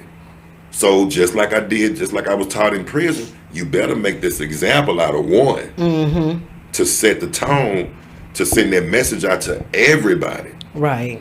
So yeah, man, that's what I did. You know what I'm saying? Like, I don't even want to send nobody to do it. I could have sent somebody else after him. But I was like, no, I do it myself. So what you do? You shot him? I was going to shoot him. Okay. Yeah, I was going to shoot him until, it was like, God bless him and me, because I still be in prison right now. Right? But I was going to shoot him. You know, because I drawed down on him, you know, touched him up with that pistol a little bit, embarrassed him in front of his people. Then I was going to go ahead and, you know, cock that hammer back and let him have it. But he took out running. Yep, he took out running. Okay. And you let him get away. Oh yeah, I was too high. I couldn't Okay. catch him nowhere. I wasn't even going to embarrass myself like that trying to run after somebody. No. But yeah, the police ended up coming to my safe house where I had everything at. So they called the police? Yeah, they called the police, man. That's what let me know, man, the streets wasn't for me when street people started calling the police. Wow. Yeah, man. That is the first for me even hearing that. Yeah, man. They called the police, man. Sure Was did. it the dude you ran down? Do you know who it was that called him? I don't know if he called him, Or but he his the one who people? showed up in court and testified against me, though. Oh, okay. Yeah. They used him as a material witness against me Wow. because I was the bigger fish. At that time, the DA said between the two, knowing that he was a drug dealer too, like me. Right. You know what I'm saying? But I was the bigger fish, and they gave him a deal to testify against me, so they Okay. could send me to prison. Because you know it was better for they records, and then you know for they profile. So you get 15 years I for get this. 15 years, man, for aggravated robbery. And how much I said, did you? I'm like, how you gonna sentence me for robbing another drug dealer? Right. You know what I'm saying? How you gonna? What kind of crime is that? You know what I'm saying? Like I couldn't understand that. You know? Amongst criminals. That's crazy. Yeah, man. So how much time did you have to do of the 15? 10. Okay. Yeah. So I have to do 10, damn. man. So Yeah. obviously this is not like the first time. No, it ain't nothing like the first Where time. did you go this time? I went to LS1 unit in Okay. Huntsville. Okay. Yeah. But this time though, What had changed? Things changed. Like what? Like when you went in this time, what did you immediately say? Oh, this ain't like. It used to be like the Yeah. gladiator. Well, for one, I realized a lot of people was older. Okay. Like we all now in our latter 20s. You know what I'm Okay. saying? And by the time I make it down there, everybody that I looked up to, they in their 30s and 40s. A lot of people chilled out. And what was so cool about LS1 unit was that LS1 used to be death row. Oh. And so the people who came off of death row were there to be sentenced for the rest of their life. So it's like, we not gonna kill you, but you still not getting out, which means you still gonna be sentenced there in prison for the rest of your life until you're dead. So I seen people that was there that was locked up 35, 40, 45 years. It was completely different for me, you know. And now I'm older. You know what I'm saying? I'm not the 18 and 19-year-old anymore. I'm the 28, 29-year-old now. So now I'm more mature, and then I had something to lose, and I lost it. You know what I'm saying? Like, I'm down here, man. I got a wife, kids. I done messed off a career. I had a career. Like, I was so disappointed in myself this time. I was so disappointed because I really tried. I Right. tried, right? I ain't never tried before. I really tried this time, and I failed. I was hurt, you know. And so while I was down there, my brother did do what he's supposed to do. Okay. He graduated high school, got him a 4-year scholarship playing football, strong safety for A&M, Okay. right? And man, he was doing good. So I was like, okay, I have something to be proud of, you know. Yeah. But while I'm down there, I'm still suffering like the hardships, you know. People had me taking like some psychiatric medicine for a minute because the nurse asked me when I first came in, she said, have you thought about killing yourself or somebody else in the last 24 hours? And I was like, yeah, right? Wrong answer. That was the wrong damn answer. Yeah, I should have never said that. You right? So I was like, yeah, I was thinking about killing this dude. You know what I'm saying? I'm thinking about killing him. You know what I'm saying? Yeah. So yeah, of course I did in the past 24 hours. I wouldn't be here if I wasn't. You know, so I got everything under the sun on my record now, man. You know, everything, right? Because when they came to the safe house, they came and got everything, all the money, all the guns, automatic weapons. I got so much stuff on me. These people is trying to give me a life freaking sentence. Yes, I want to kill him, right? Yeah. So now they done tell me that I got to take this medicine to put me on some psych meds. I'm taking the psychiatric medicine for like a year and something. Did you have to take the medicine? Yeah, I mean, but what do you mean? Yeah. I mean, like, yeah. I had to take the they medicine make because you? I mean, like they pouring it in your mouth, or putting it, making they you. put it in your hand and make sure you put it down your mouth, Okay. right? Because of what you said. So now you got to go through a psychic evaluation, and the only way you're gonna come off of it, another psych doctor got to say that you're okay. Okay. So how long was you on that? I was on that for like a year, Okay. straight up. But I was getting high though. I ain't gonna lie to you. I kept on taking it because it was putting me to sleep. Oh, It was okay. putting me to sleep to help taking me away from everything that I was thinking about. But it wasn't nothing wrong with me. You know what I'm saying? Yeah. Like nothing wrong with me at all. I was just angry. Couldn't wait to get out because I was gonna try to put that hammer in my hand and finish the job. Really? Oh yeah, That's what you thinking about? the whole time. Really? Yeah. Because I was mad for him. Like if it wasn't for you, I wouldn't be here. Still not accepting no accountability though. You know what I'm saying? So at what point did you? Later on in life. Not doing that 10-year Oh yeah. When I changed my life in 2008. I ain't gonna never forget. while you were in prison. While I was in prison. What made you change it? I changed my life while I was in prison when I realized when I started seeing some people that was inside of prison that I was close to dying. Okay. Yeah, for no reason. They were dying because of old age, stuff Okay. like that, sickness, things that I ain't Conditions. never witnessed before. Right? Yeah, man, I was there, and while I was there, you get because the first time I was locked up, I knew why people was dying, but that's part of prison. Just Right. like when somebody gets shot in the streets, that's a part of the street life. That's why I really don't cry like that. You know what I'm saying? Like did you, I mean, I know you said you can't like outwardly cry in prison, but like did you have, moments or times when it would make you emotional? Yeah, man, I cried when my wife came to visit me and she broke it down to me, the reason why, and she asked me for permission to let her go. I think that was the most admirable thing that a person could ever do. Okay. She come to me and she said, and she respected marriage way more than I could ever understand at the time. Okay. She's like, she's like, I met this guy, and she told me about the guys, about being a nice guy and stuff like that.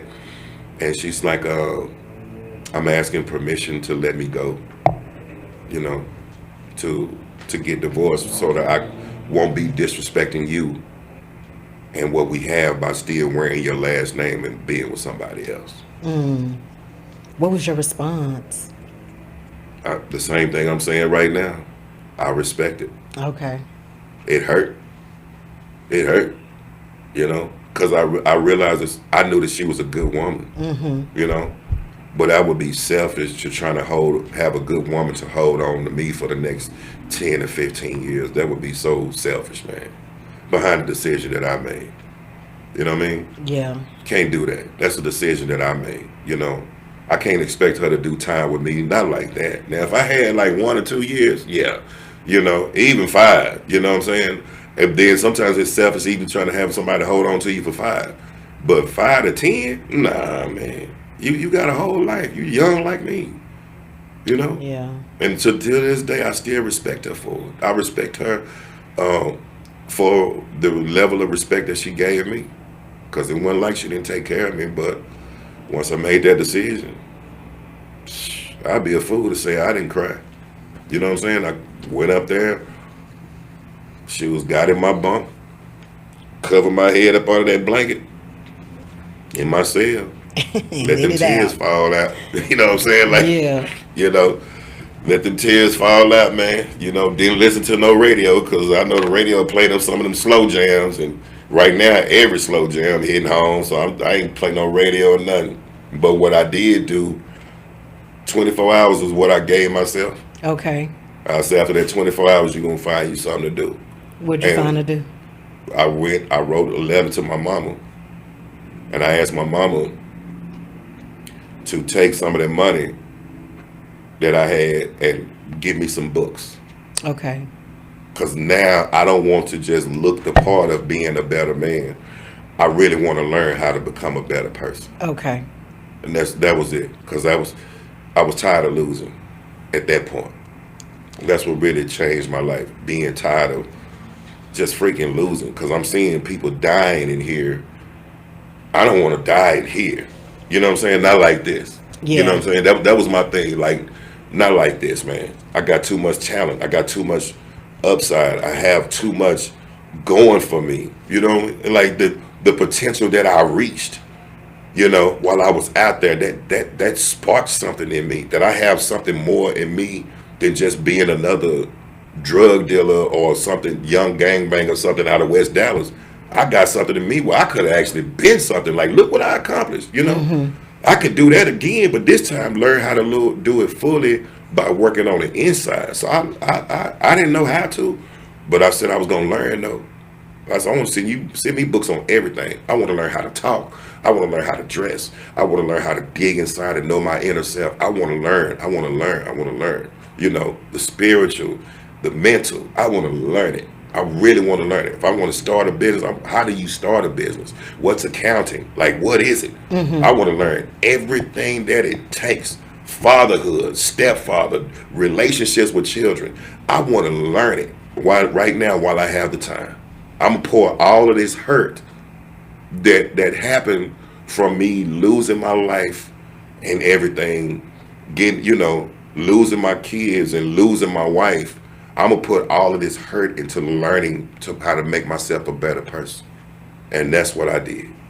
So how did things change once you did your 10 years flat, you got out, and I mean, did you get right into speaking, or like what was the process of you starting your life over?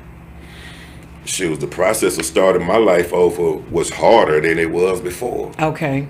Much harder. Now, I'm convicted of aggravated crime. Okay. Not just any crime, not just as a 2-time loser, but now I got an aggravated offense. Mm. You know what I'm saying? Because now people find out there's some guns involved. You know what I'm saying? Right. One thing to have getting caught with the gun, getting caught with drugs. It's another thing when they find out that you actually used it for something.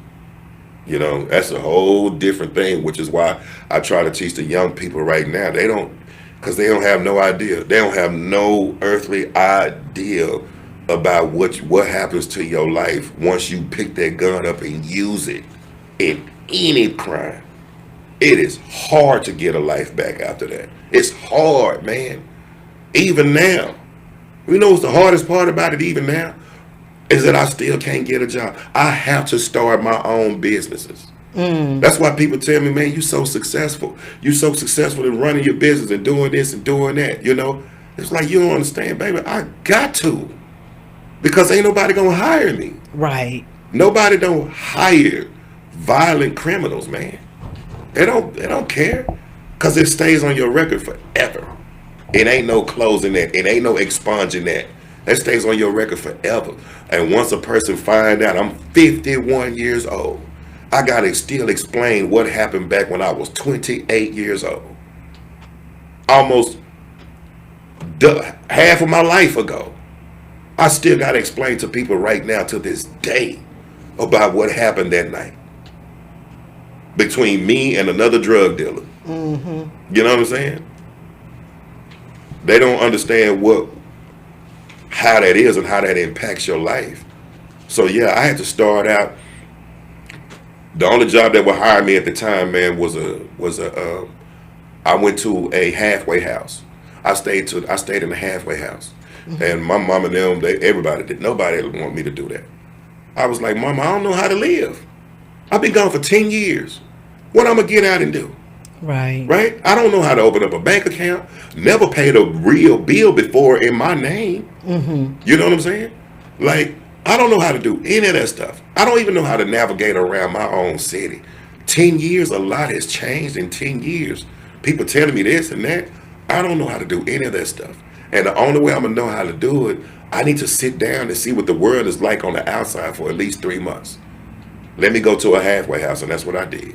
Because when I went to a halfway house, the halfway house set me up with a job, taught me how to open up a bank account, taught me how to open up bills, and whatever classes I needed to take or whatever for anger management, relationship goals, AA, NA, doesn't matter. They have all that stuff there. Right. And you can take it for free while you're there. So I was like, that's the smartest thing to do.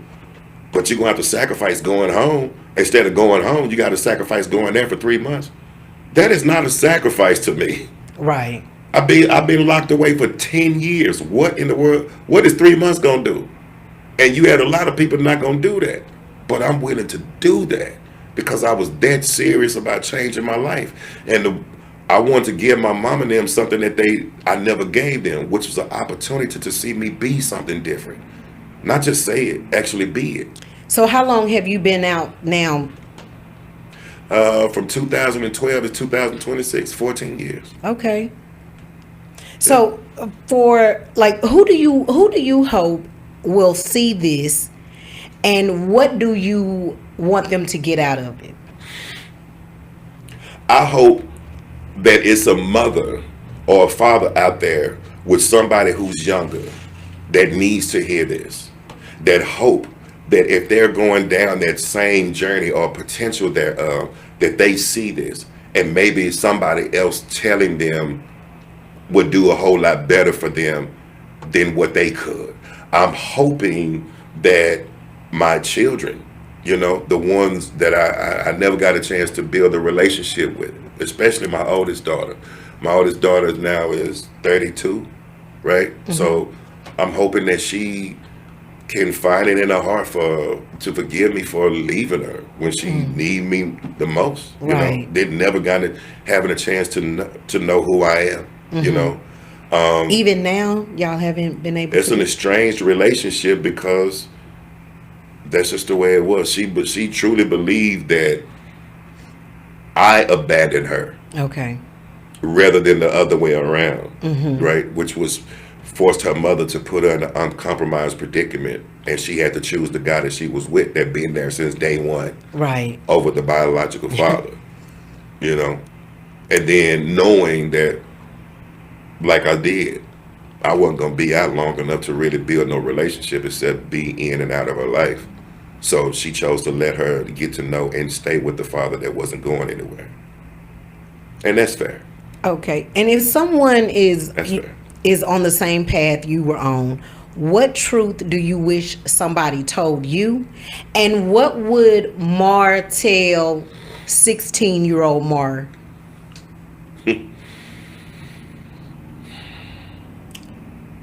The Mar now would tell the 16-year-old Mar that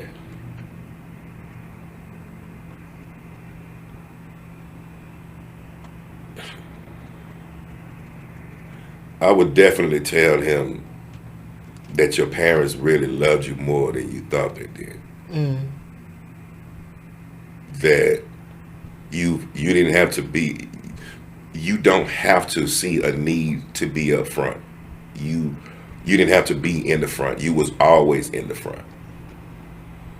You didn't have to be up front. You was a leader regardless. You didn't have to be in the front for people to recognize it. You always had it in you. You just had to believe that you had it in you. And no matter what that you set your foot to do, 16-year-old Mar, you're going to be great, man. If you just focus on you. Just focus on you.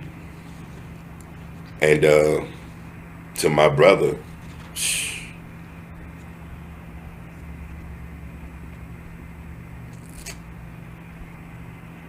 I'm sorry. What are you sorry for? Because me giving my brother the rules to the streets changed both of our lives, man. I did it out of love. You feel me? I did it out of love. Me telling him the real rules to the streets, like the real code, you know what I'm saying? You know, like it was taught to me, was so that it could save his life, you know? But it ended up putting him in jail for the rest of his life. What did he do?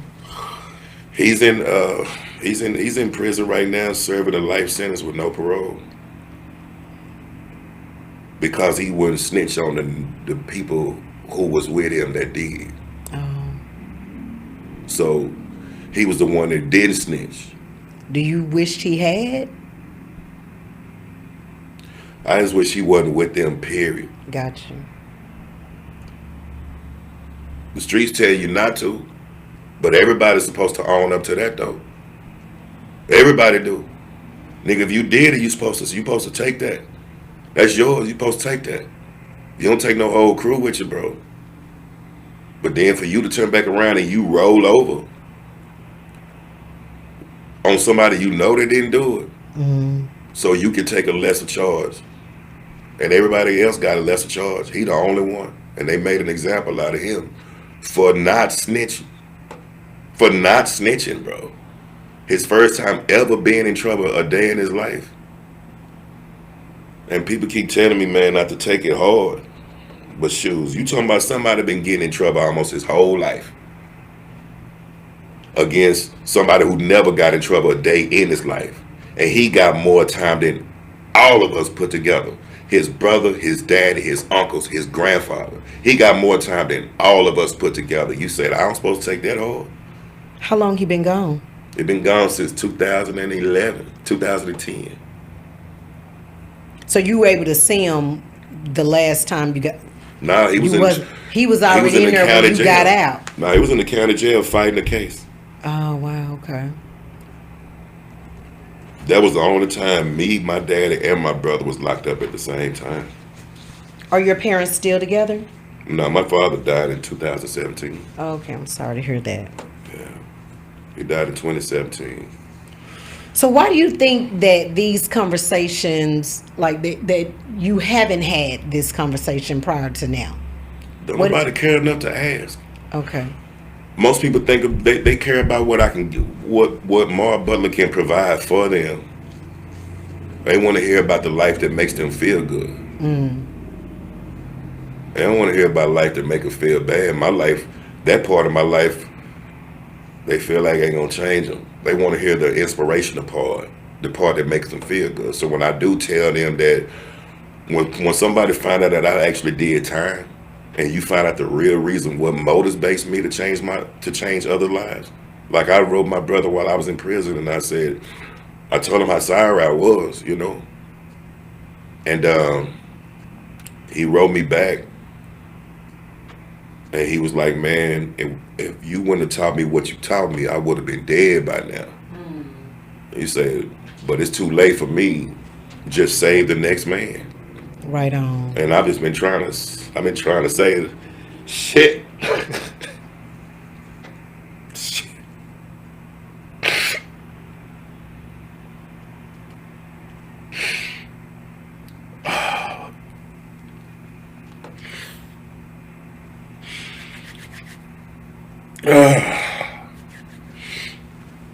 Man, that's all I've been doing, man. Trying to say, I've been trying to save the next man. That's it. That's it. Every time I save one, I feel like I'm saving my brother. Cause I done messed up so many people's lives, bro. I have. I know it. There's so many people, man, I got to join in gangs and stuff like that, and people done did so much because of me, man. I never thought it was gonna take my brother, and it took my brother. You know, he just told me to save the next man. This ain't about politics with me, bro. This ain't about trying to be seen. It ain't about nothing. It's just me trying to do like my brother, man. Save the next man. If I can just save the next man from following down the same path that I did or he did,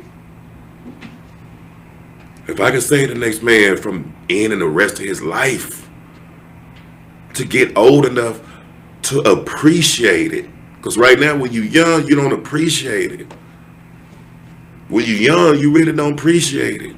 You know what I'm saying? You say that you like it and you live in your best life, but you really don't appreciate it.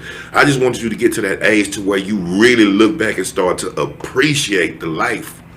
When you get to that point, I'm just trying to get you to that. Help your parents get you to that. Help your mentor, whoever it is, trying to help you get you to that, man. I just want to save the next man. It's like he said, it's too late for him. Just save the next one, man. And that's what I've been dedicating my life to. This is my mission. Did I choose it? No, I didn't choose it.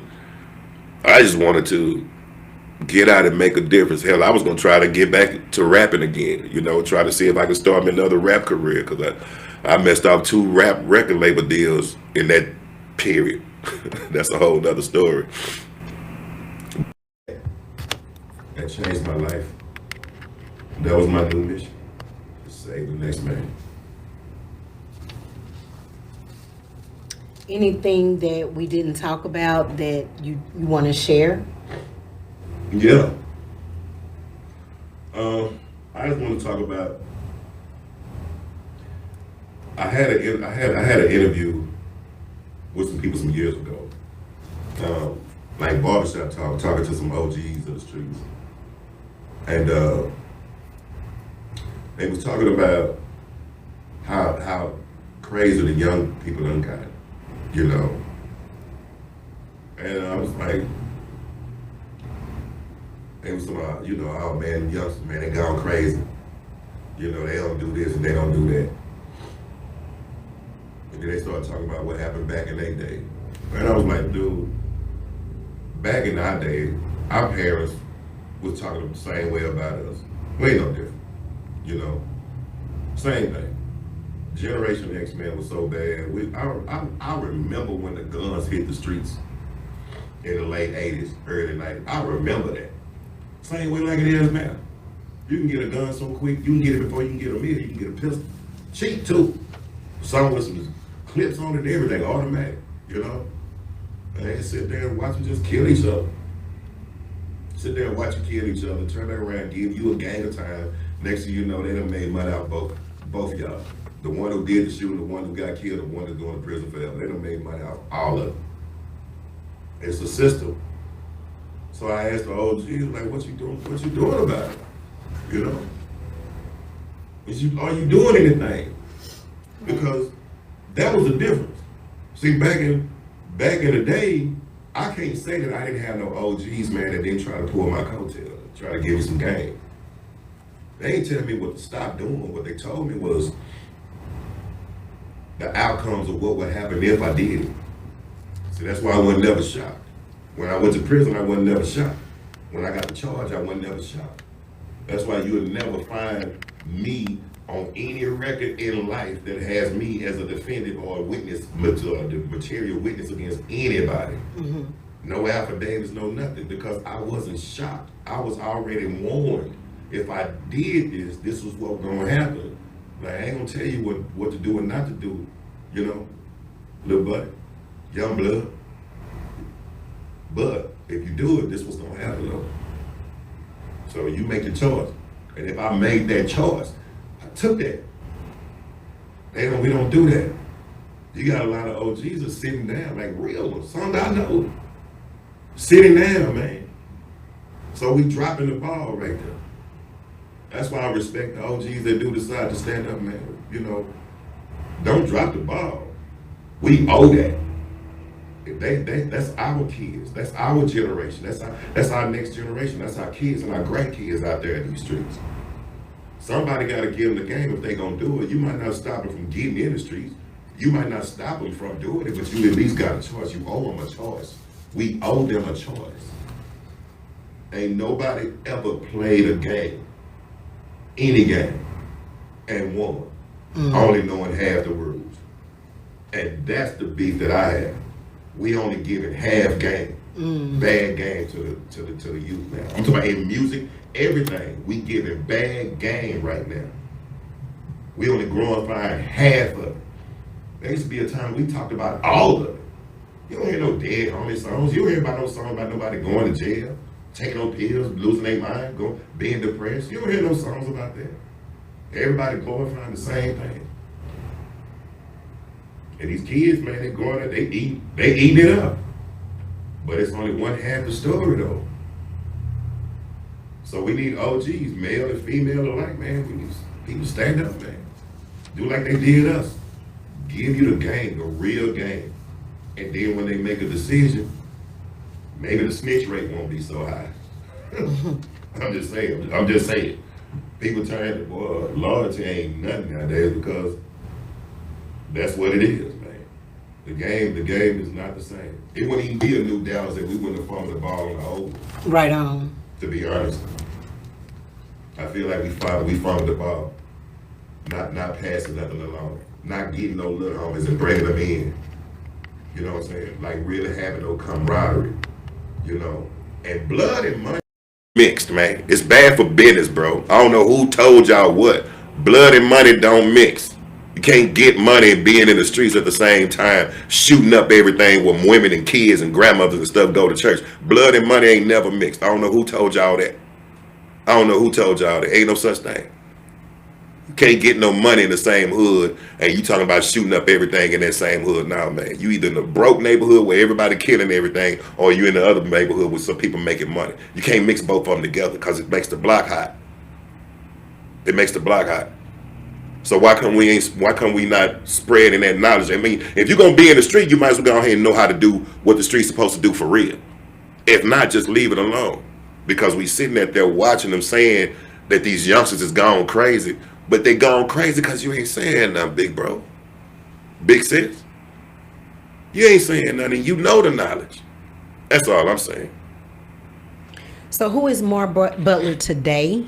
And what keeps you from going back to that life? Shoot, who Mar Butler is now is an inspirational speaker, messenger of the people. I'm whatever my people need me to be so that I can save some. Whether if I'm a speaker, if I'm a poet, if I'm a rapper, hell, if I could dance, I'll do that. It doesn't matter. Whatever I need to do to send that message across so that we can continue to have conversations like this, so that I can honor my brother and my father, bring respect to our last name outside of being a hustler out of West Dallas, a hustling family from West Dallas. Have a different connotation on it. That's who I am. That's who Mar Butler is and will continue to be until I'm gone. And how can the people stay connected?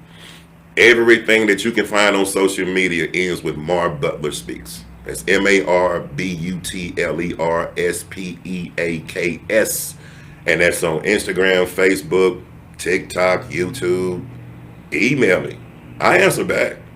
Or you can just find me there. Check out some of those messages. Catch up to me, see what I'm doing. I would love to hear from people that's been impacted by it. Or if you have any kind of youth you want me to come speak to, reach out to me. We can get it going. We got to save our next generation, man.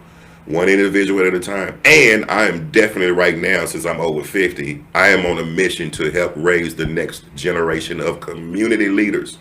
That's what we need more of. Not just leaders, not just structural, systematized leaders. No, not leadership academies. Community leaders. We need people that really know how to raise up and take care of their own community. We need more of those. Call me. Let's work. Well, conversations like this force us to look beyond labels like inmate or ex-convict and actually confront what incarceration does to human beings inside and long after they come home. Y'all, this is the After Party Live, where real conversations don't get cleaned up for comfort. Thank you for tuning in.